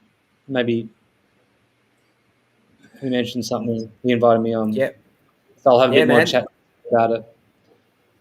So the interesting thing, Blue, is when you're dealing with encapsulated assets is how they nest into each other, right? You know, and I've done this like a billion times. An NFT is an identity, right? We have a wallet. That's an address, P.O. box, house address, where you live. An NFT is an identity. The NFT can nest and house an identity, and then it can house another identity. Those can be mushkadal to enact in DAOs, oracles, execute smart contracts, and hold accountability. That is stupid interesting. I've been screaming it forever. I mean, both of you guys know it. I've been on here, multiple channels saying it. Now people are grasping the idea. Good. I can tell you 30 steps deeper how the rabbit hole goes, but that is the start. In actually having interoperability, that interoperability is on top of itself. It makes a slingshot or a seesaw. It depends on which way the metrics are modeled against each other and what it's trying to do. Push up or balance. Difference between slingshot and a seesaw. Can you move an NFT cross-chain? Oh, this would be a Dev Kyle question, but yes, that would be the bridge.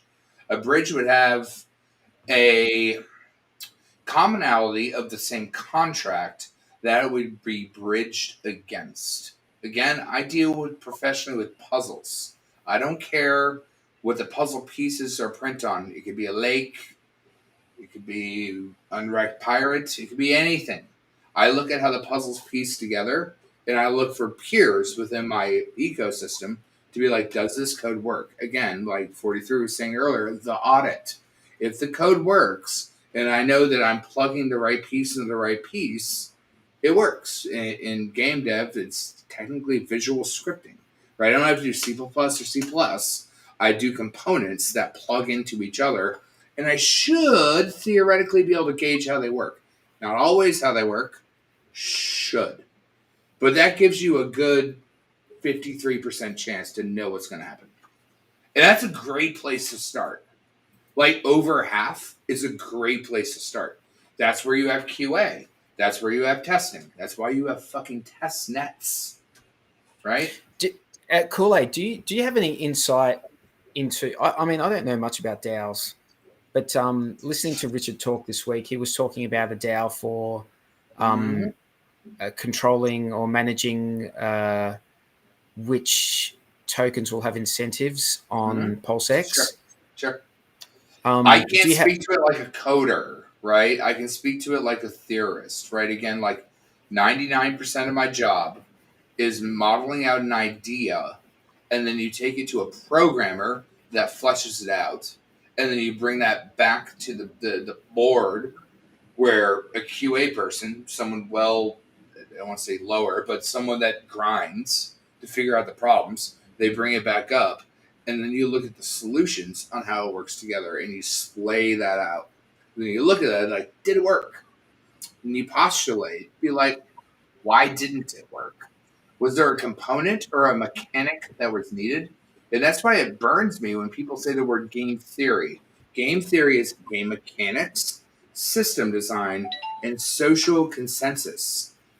You have a mechanic that does things. You have a system that devises what it does, and you have a player or a user that does it on top. The player or the user drives social consensus, which runs into system design, which runs into game mechanics. And if we look at that as a whole, if emergency unstakes wasn't painful, would bleeding out be less as painful?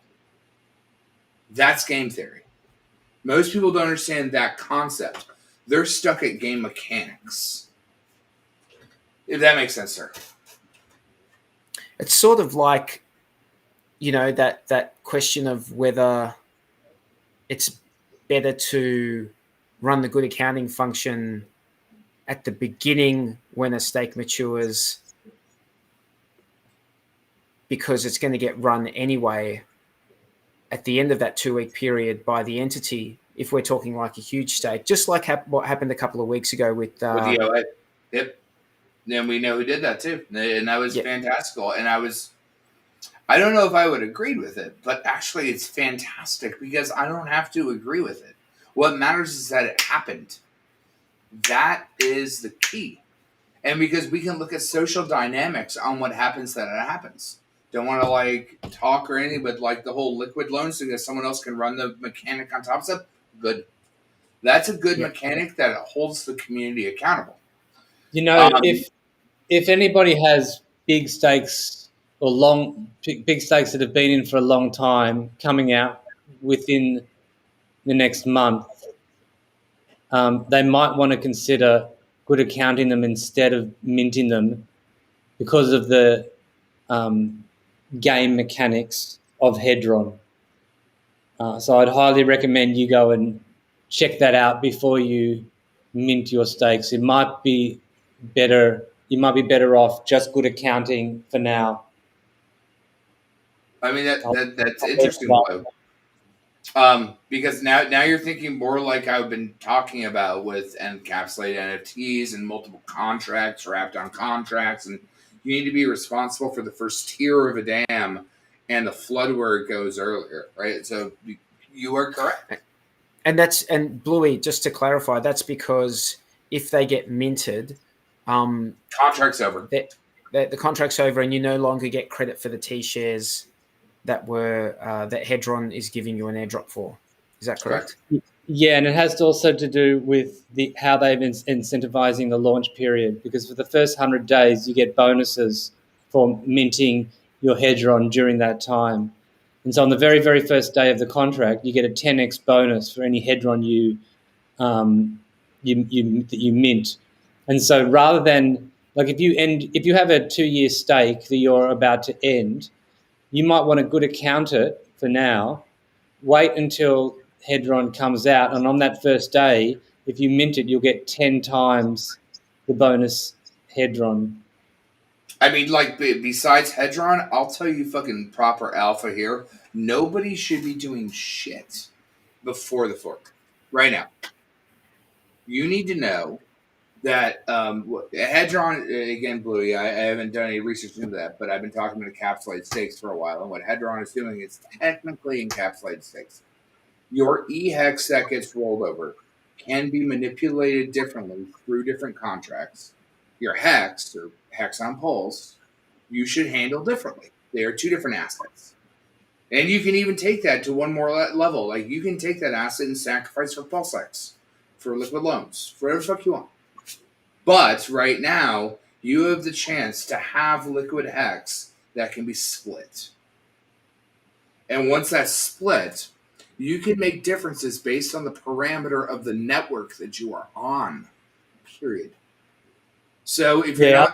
I think that you'll probably want to do longer stakes on the Ethereum Pulse and not as many stakes. Whereas on PulseChain, you'll be able to do shorter ones and you'll be able to do lots more of them as well. Without getting HEX, I guarantee you, sir, I'm willing to bet on this and bet my career on it. HEX will get repped in encapsulated stakes that will be used as collateral, like we use to put money into a bank that they use as a liability. I mean, that's the whole merit for X scale. I guarantee you that's going to happen. Now, PHEX, HEX, HEX on Pulse, the HEX within the Richard Heart ecosystem that isn't beholden to any other platform. Because all of RH projects bend on top of each other with mechanics that bend on top of each other. Most people miss these little suddenly things. HEX on Pulse, will be able, I mean, like, you're going to lose out on gains if you stake out every 6 months for 15 years, but you get paid. Now, if you had that fork, you can push that EHEX out there longer and turn and burn. Remember, HEX itself is a mutable code, but it's a money printer. That's immutable. People are forgetting what happens when Vitalik pushes sharding and we have a third ETH. Well, fourth ETH, because remember, like, we have ETH Classic. Right? So, like, there may be another fucking fork of Ethereum because miners do not, they want to have contentious fork. But if you put your ETH into an encapsulated stake, whether it's Firebun SAM system or whether that's whatever this Hedron stuff, which sounds similar, and I don't want to hate either side. It's all about the idea. Putting, if you, what I was talking about before, about if you've got a stake coming up, you might want to good account it to mint your Hedron on the first day, which is 100x. You're not actually putting it in the contract. That's just your that's just your native HEX stakes, and all that does is you're getting to mint the Hedron. That your stake doesn't go anywhere near the contract. All it does is it looks at how many days your stake has, and it mints the Hedron based on that. So, have you confirmed that? Have you confirmed that, Bluey? That good accounting? Yeah. Stake let me wrap that in a better analogy real quick. It's like leaving the club at like 1:30, but you get a count that you actually got to leave at a particular amount of time. So if you're actually in this time where you have a very finite amount of things to happen, by good accounting, you're still within the ecosystem. You're still within the club. So you still get the parameters that this smart contract system is doing, right? You know what I mean? You didn't exit the club. You did not leave. Security hasn't bypassed you, all the rest of that stuff. So instead of minting your tokens, and that good account gets moved both ways. Let's be real. There's nothing wrong with good accounting for the next couple months or couple weeks or whatever the hell it is, because your good accounting gets minted on 2 chains. So you can immediately ungood account on your Pulse chain, and then from there have your Pulse, do your good ladder, and be a good hexagon. But go ahead. Sorry, go on, mate. Finish. No. I'm just shooting game theory. I can literally vomit this shit. So, if you were thinking about the actuality on what you are getting by good accounting, based on this thing, again, I had not heard it tonight, Bluey, but like, again, you and I have been standoffish on this stuff for a while, and now you were talking exactly like I've been saying for a while. This is the future. Whether it's this project, the next project, all the rest of that, this is the future. And if you can get a bonus on it right now, I may not mint because A, there's no need to, because I just told you, you are going to spend your EHEX differently than you're going to spend your HEX. Whether that's on Sam's program or anyone else. It's all going to be a separation on what the ideals of the contract, the people and the ideals are going to go. And this is where, like, long before when I was chatting with Patrick and Alan, EHEX will be the most longest staked coin in the world. Period. You would be a fool not to. Because that's where the value is going to be, is trading encapsulated long-term value where you can sell it off, you can keep it, and you don't have to do shit with it. Maybe. See, the thing is, if this is, I mean, it just gives you very little reason to do anything except Quattro Cinco stakes. Yes, sir. And we're almost at 6 years average stake length now. It's been going up very quickly. We're about to go over that threshold to 6 years. But I imagine once these things come out, that average is just going to shoot up even further. So 43, like let's just take 1 year ago. Remember, I don't know which stream I was on. The first year was training day. Yes, it counts. All of us went through the FUD. All of us went through the bullshit. And if you got in then, risky biscuit, but you did well. After that, all the data points are unmutable. They don't care about your feelings. Period. But yeah, you can calculate them all, but they don't care about your feelings because now we're released. No adoption amplifier, no referral bonus, none of those extra vectors are there. We're going into another age of where that's going to be applicable, right? And here's the interesting thing. All of us, again, let's call us OH, original hexagons, this OG nonsense, right? We were just here through the suffering phase. And we have our stakes. When we get our stakes out going through time, we have a choice what we're going to do. And I said this before on many different streams, and I don't know why people don't understand it. Let's just say you don't have a lot of liquidity.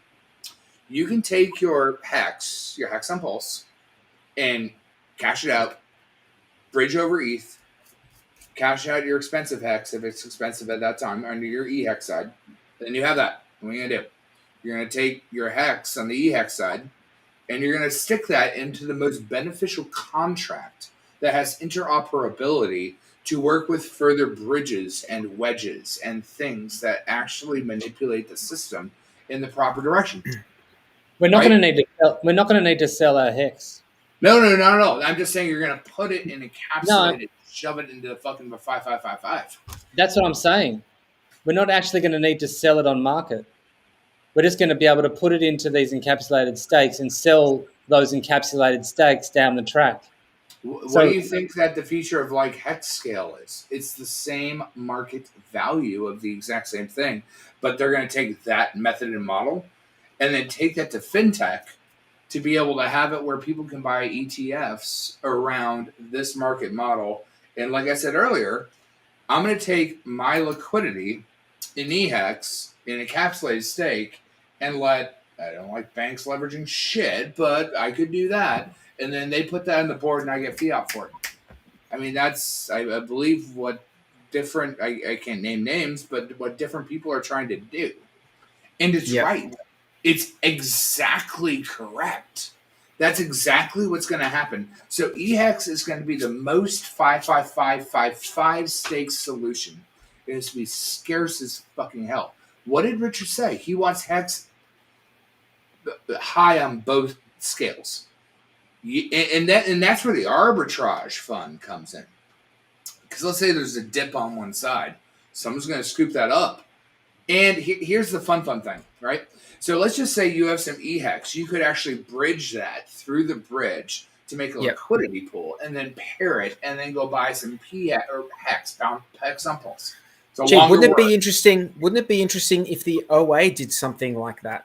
I did. I've been modeling this in my head forever. It's wild.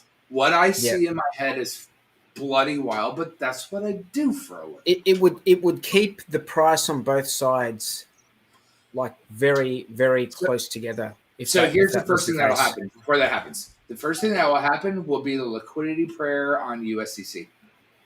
And it's a training day moment to see if they really want to challenge the master or get sued. Every time Richard says one or the other, he mentions that USDC can get sued if they fuck with this shit. He is prefacing it.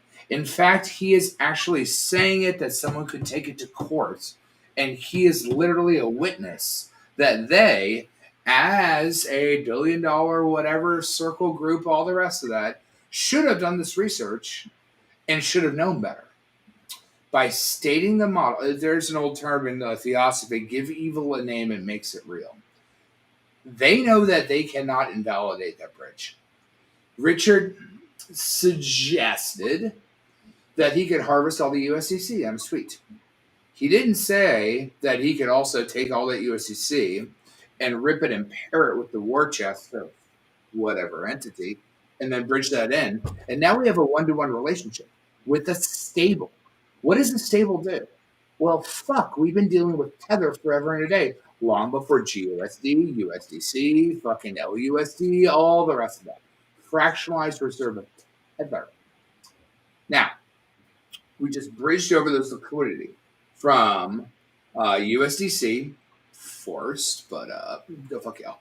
But then that moves over, and now your one-to-one link can be stabled against that one-to-one USDC.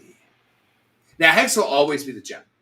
If you don't understand why HEX is the gem in all of it, you're missing the purpose of Richard Hart projects and products. Remember, a project needs to be proved. The product, the gem, is HEX. It's immutable. You can't really keep making immutable products without going through the project phase. And what he is doing was forced because all of us are paying too much fees. So he made an executive decision to move quickly. How fast has Cardano made smart contracts or anything? It's the same all-time high of 2017. I really don't know what to say. So right now, the things are products-ish, but they're also based on battle-tested fundamentals. We talked about it earlier, and Sammy put up my thing. It's not switches. They're called parameters. If we're doing like my game dev shit. And a parameter can flux, and ah, but they work within their own ecosystem. Otherwise, the system breaks. So since it's vetted parameters, we can assume that they'll do exactly what they did on the other side. If not, we've got good people to quick fix that shit up. That's why I never complain about why something takes a long time. Richard says it. Shit, I'll tell you. It takes longer than 3 years to make a game. It takes 5. They make us push it out in 3.5. That's why you have bugs. That's why you have exploits. That's why you have Cyberpunk 2027. It wasn't their fault. It was the publisher's fault. Kool-Aid. Just hold that thought for a second.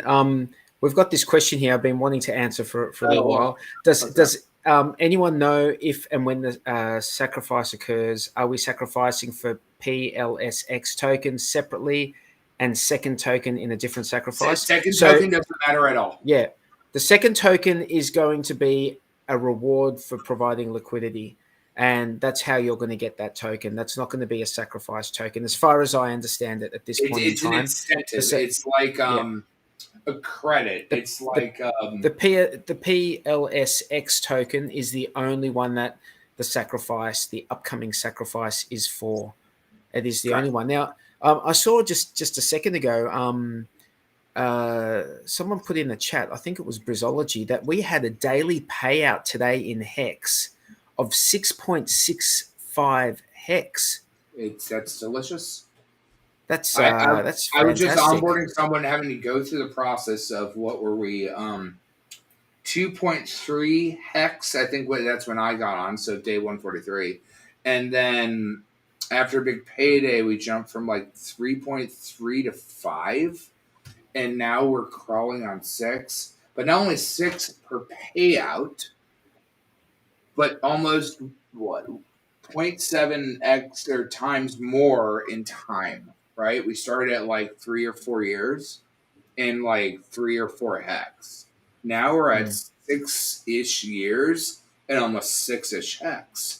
So as these entities move farther and farther out, they extrapolate that need of value and that FOMO for others to get in, because no one can buy this position.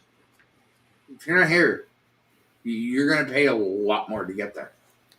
So these people, these longer stakes, they're people who are end staking and then restaking longer. Oh, I don't think they're doing that now. That was the only people that would have done that was pre-big payday. That was when the magic ratcheting at hell came up. Mature stakes. I did see there was an early end stake today for recently for 10 million. I think it was 10 million HEX. I saw it on the bottom. I'm telling you, 43. About halfway. Halfway. Oh, shit. Crazy. Check it out. So 43. What I would say is that those people don't understand that all of us on the HEX side, and maybe even on the HEX on Pulse side, will eventually encapsulate our things. So one thing I can tell you is that like Firebun Sam is like building that into the ecosystem because Staker is an all-inclusive circuit. But that's a very different. That's going to be a very different type of encapsulated stakes than what they're going to. It very well may be, but it's the same idea as I've been spitting for 6 months. But no, it's not, because you're going to be able to sell shares in that stake, and the original staker is going to be the one that pay. It's more like democratizing who ends the stake, the payment for ending the stake. But it's like the people can't on-sell. Once you've bought that share or been given that share of a stake, you won't be able to on-sell it. So no, you can. From what I understood about watching Sam's video, his difference is he completely removes emergency on stakes, and because of that, all the sub stakes that are bought within that ecosystem. Again, this is why I prefer to talk to him on it. But I understand the concept very, very simply, and I can digest that very, very quickly. So those nuanced things is why if I was working in the real world, I would be paired with a programmer, and we would be able to go to bat, right? So I would model out the puzzle, and then they would model out the code, and then we'd marry it together, and we'd wrap it in a pretty bow, and then we'd fucking gift it off, right? So I haven't been paired with a programmer to actually do like what my job is. But what I can tell you is just kind of gleaning the idea, I can see exactly where it's going to go. And even if it's not there yet, like I'm waiting to see what Firebun has to do with this front end. I'm waiting to see where they're going with this, but I can guarantee. I'm just talking about what actually it is at the moment. Yeah. Sure. No, 100%. I have not gotten to talk to them, right? And I have not had. They're busy. They're forking Staker app. They got a lot of stuff. That's your imagination, though, is where it can go. But like, it's very different from like being able to tokenize it, pretend it into an NFT, sell it, and then that person de-tokenizes it. It turns into a stake.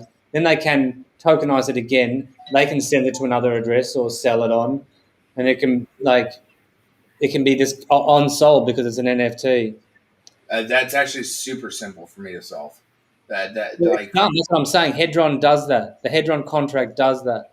No, I'm sure it does. But like that, remember way back when I was just like, and you were like, I don't understand NFTs. Like we had this conversation months ago. Like I saw this like 6-8 months ago. I knew where this was going. Whether that's Hedron, whether that's Firebun, whether that's Staker, whether it's anything. I don't care who does it. I'm telling you, that's what it does. And that was almost half a year ago, sir. What I think is going to be really interesting is because you can mint Hedron from these HEX stakes. Mm-hmm. So think of that like a DAO. Don't even let's just use abstract things. We call this whiteboard time, right? So what you're doing is you're taking the value and you're wrapping it, and you're putting that value into a DAO, and that DAO has a decentralized way to tokenize value, consent, ideals, and voting on top of what you're doing, right? Don't worry about like what the token is, because it's going to get more complex as it compresses on top of each other. It's all mamushka dolphins. The more that they compress, the more that they build, and sell pressure on top of themselves, which is the same thing that PulseX is doing. The trick to PulseX is not only do they suck all the liquidity, they burn all the transactions to suck all the liquidity to burn the transactions. Those are closed loops. Once you see those things go, that's how you. I've got a question. I've got a question for you guys. So both PulseChain, Pulse token, or the Pulse native token, and PulseX will be deflationary. So which one's going to deflate quicker? PulseX. But here's the thing: you need to send Pulse What does that mean? What does that mean? Deflate quicker. One will be burned faster, is what he's saying. As a percentage of its supply, which one is going to? Well, it depends reduce? It depends how many PulseX tokens he missed. As a percentage of its supply, which one is going to reduce quicker as a percentage? Well, we don't know because we don't know how many PulseX tokens there will be. But the ratio is still A to B divided by C. M and N to P. I'm not a math guy. Puzzle guy. Yeah, we're talking about percentage. PulseX has gridded code. There's too many unknown variables. That is incorrect, sir. That is incorrect, sir. So the way that PulseX is built into a bury, buy, and build code, it will burn faster, which means that people will trade. You don't know that. It's got like 20%. PulseCoin is going to be burnt through it's 25% every transaction. Yeah, every transaction. Yeah, but it's also paid to delegators, and there's a wiggle room in between. It's not being printed. The most PulseCoin there will ever be is what gets in the sack phase. The most PulseX that ever gets made is distributed. It's going to be ever in the sack phase. So we're arguing about which is going to, by percentage, go down faster. But the problem is that we don't know how many swaps are going to be done through the PulseX exchange, and we don't know how many transactions are going to be done on Pulse. So there's too many unknowns in terms of which one is good. But also, we don't like how much it costs for a transaction, and then 25% of that is probably going to be. Actually, you'd think it's going to be a lot smaller than PulseX.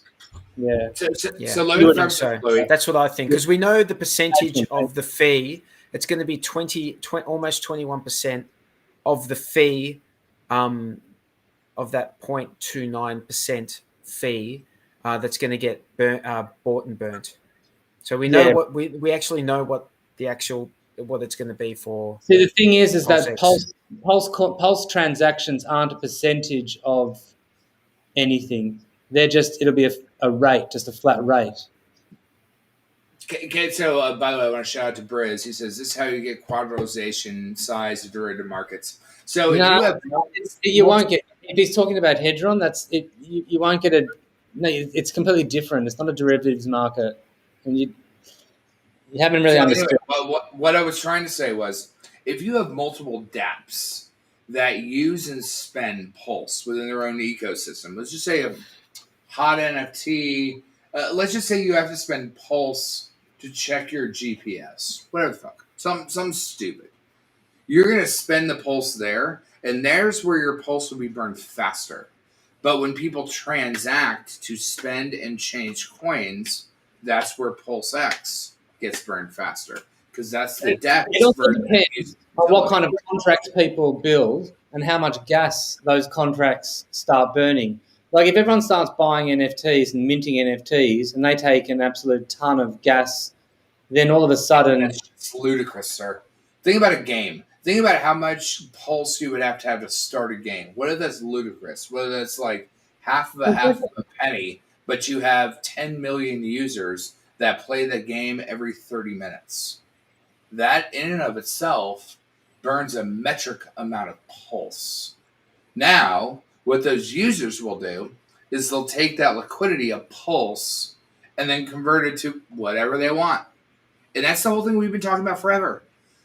Once you're in this ecosystem and you're learning how it works to make money, and you're learning the people like fucking, I get, 5 a.m.? Yeah, 5 a.m. I'm on the Austin stream.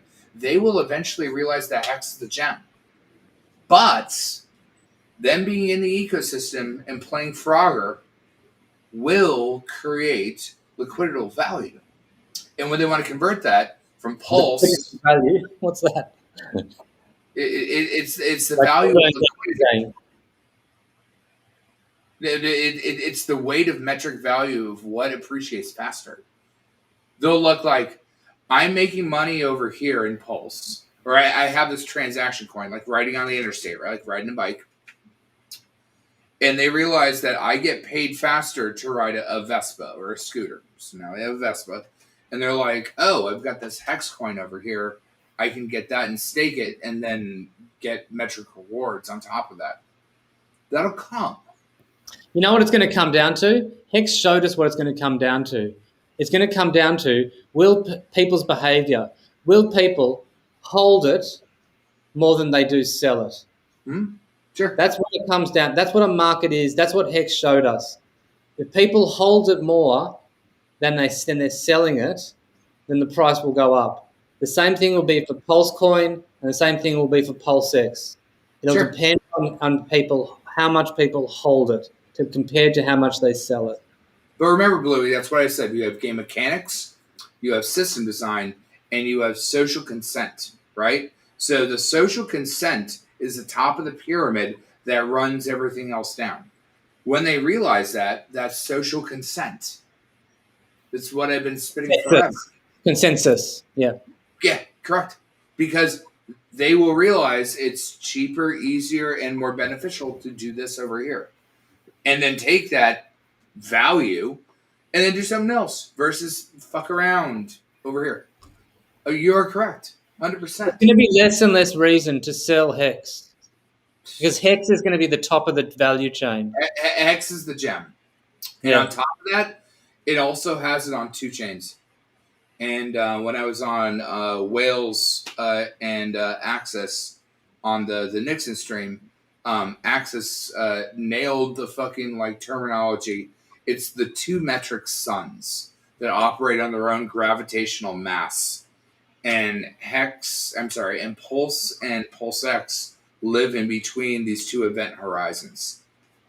Hit it right on the head. I don't know if you realize how hard he hit it on the head, but that's why HEX is the gem. Not only does it live within our ecosystem over here with all the RH projects, it lives in the other ecosystem, and because of that, we can bridge the liquidity in between, and then we can go affect the other ecosystems. It's little sniper shots that we can just keep taking. That's what's on the horizon, though. I mean, we're talking about these 2 ecosystems now, but wait till we're settled, and then we start looking at other, where else is HEX going to go? Where else is HEX going to go and live? That's what HEX is, right? It's going to be wild. There's a lot to look forward to in this ecosystem, and like I was saying earlier, Richard Hart is building out a full stack. We do need the fiat. We do need the fiat, direct fiat onboarding for Pulse and HEX. We do want that. I think that's going to happen in time, because that's probably the hardest thing. Where crypto touches the real world is the hardest thing, because you're dealing with governments, you're dealing with regulation, and that's where it can be more difficult. But I think it's already there with, there's plenty of exchanges out there. It's just a matter of it getting built out. And that's what the community can do. If you're in that space and you're looking for a way that you can contribute, maybe that's how you contribute, with that knowledge. Now there's a question in the chat, which I think is a very good question. And it goes to something we were talking about earlier on this evening. Do you think it will be better to swap PHEX for Pulse or PLSX for Pulse on day one? I ain't even touched that with 10-foot pole. Well, it's interesting because I saw a message on Telegram. Bluey, did you see that message? We were talking about it earlier about people who missed out on Pulse. I don't know whose message it was. I'm not sure if it got re-forwarded by Richard Hart or by someone else. I can't confirm or deny who wrote it. That out. He said, what was it? It was that if you missed out on Pulse, an idea might be to sacrifice for PulseX, and then you can swap some of that PulseX for Pulse at the very beginning. But you also do PHEX for Pulse.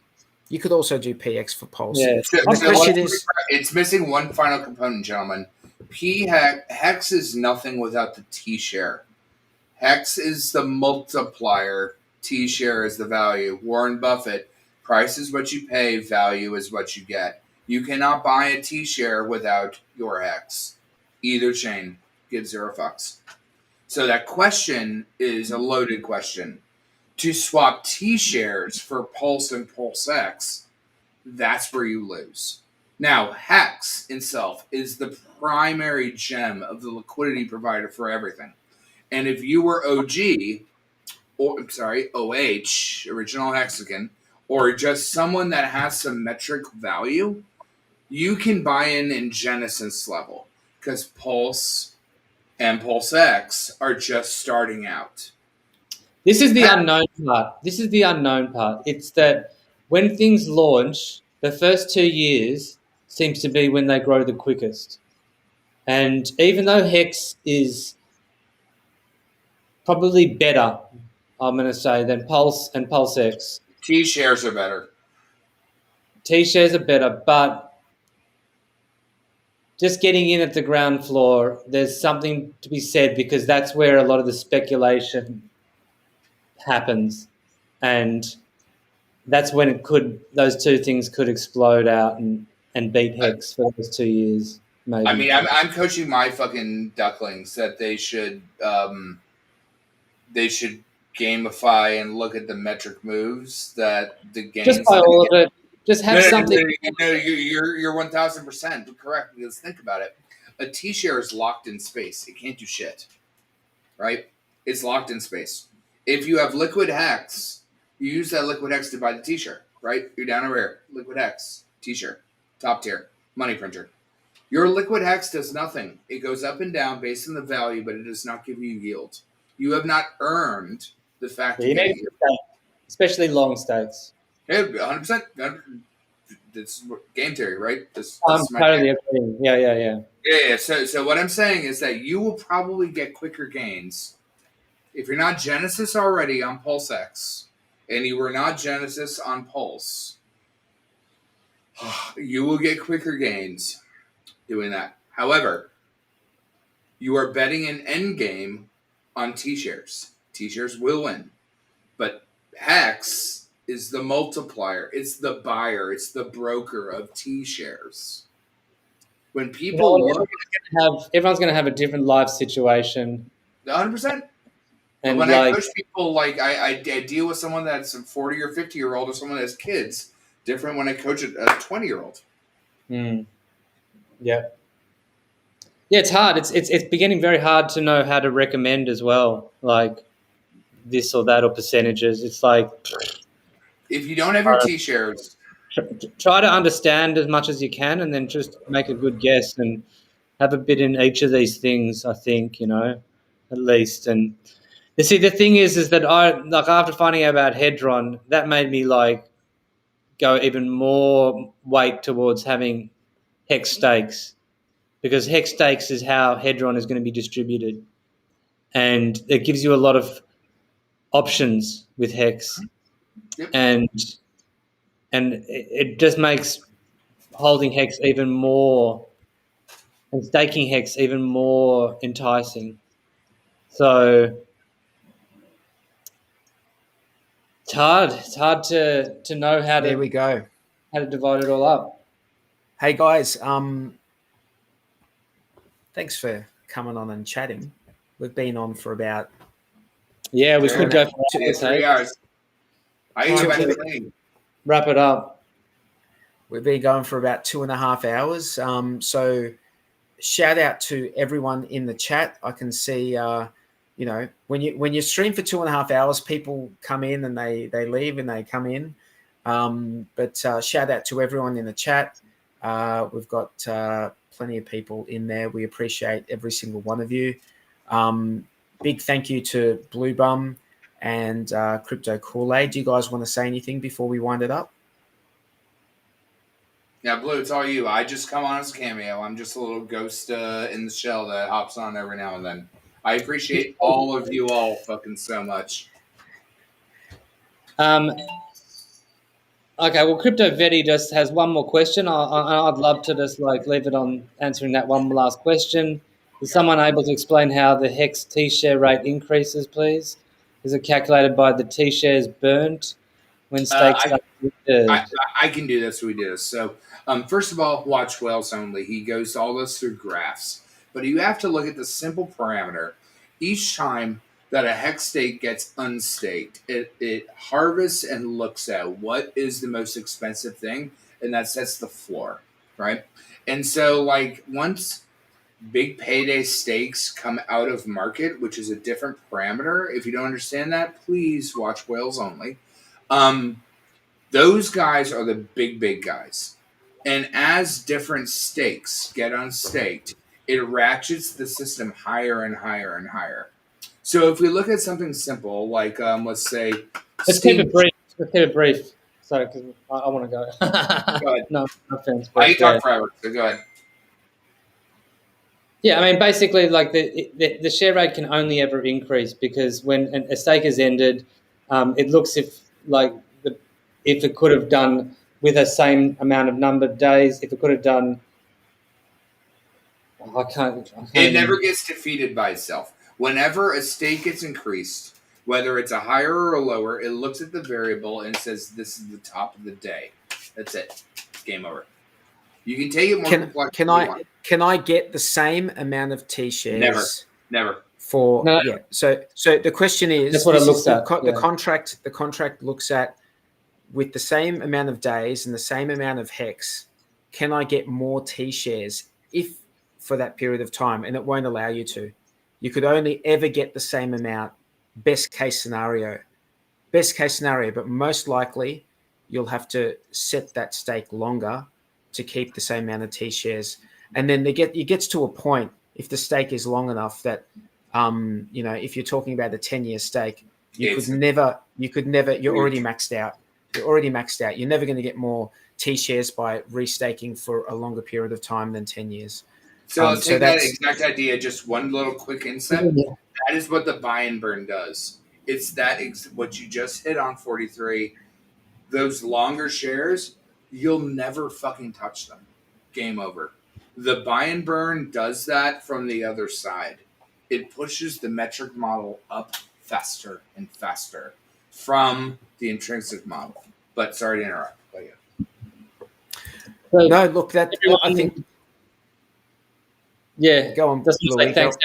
I just want to say thanks to everyone in the chat. Thanks to you, OG43, to you, Kool-Aid for coming on, and to uNrekt and Sammy, and we'll be here next Tuesday, and also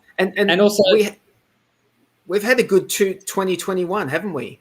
We've had a good 2021. It's been fantastic. Best people in the world. I've made a lot of friends in the world. I've made a lot of friends that I'm proud to call people I'm proud to call friends, and it's been a good year. And the next stream that we're on is going to be we're going to be in 2022, and we're going to do it all again. So shout out to uNrekt who had to go plow a field. He is the best. I do love uNrekt Panther a lot. uNrekt he's loose. He's That's loose. The way I like to put it. He's loose. He's loose.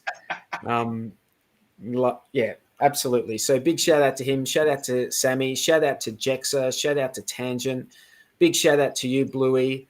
Thanks, mate. You've pretty much been with us since day dot. I think we only did 1 or 2 streams before you started jumping on with us. And shout out to everyone on Discourse Syndicate, all the streamers who are constantly putting out great content that I watch a lot of. And Emma, Happy New Year, Emma, and Happy New Year, fam. Absolutely. So have a great New Year's Eve, guys, and we'll see you in 2022.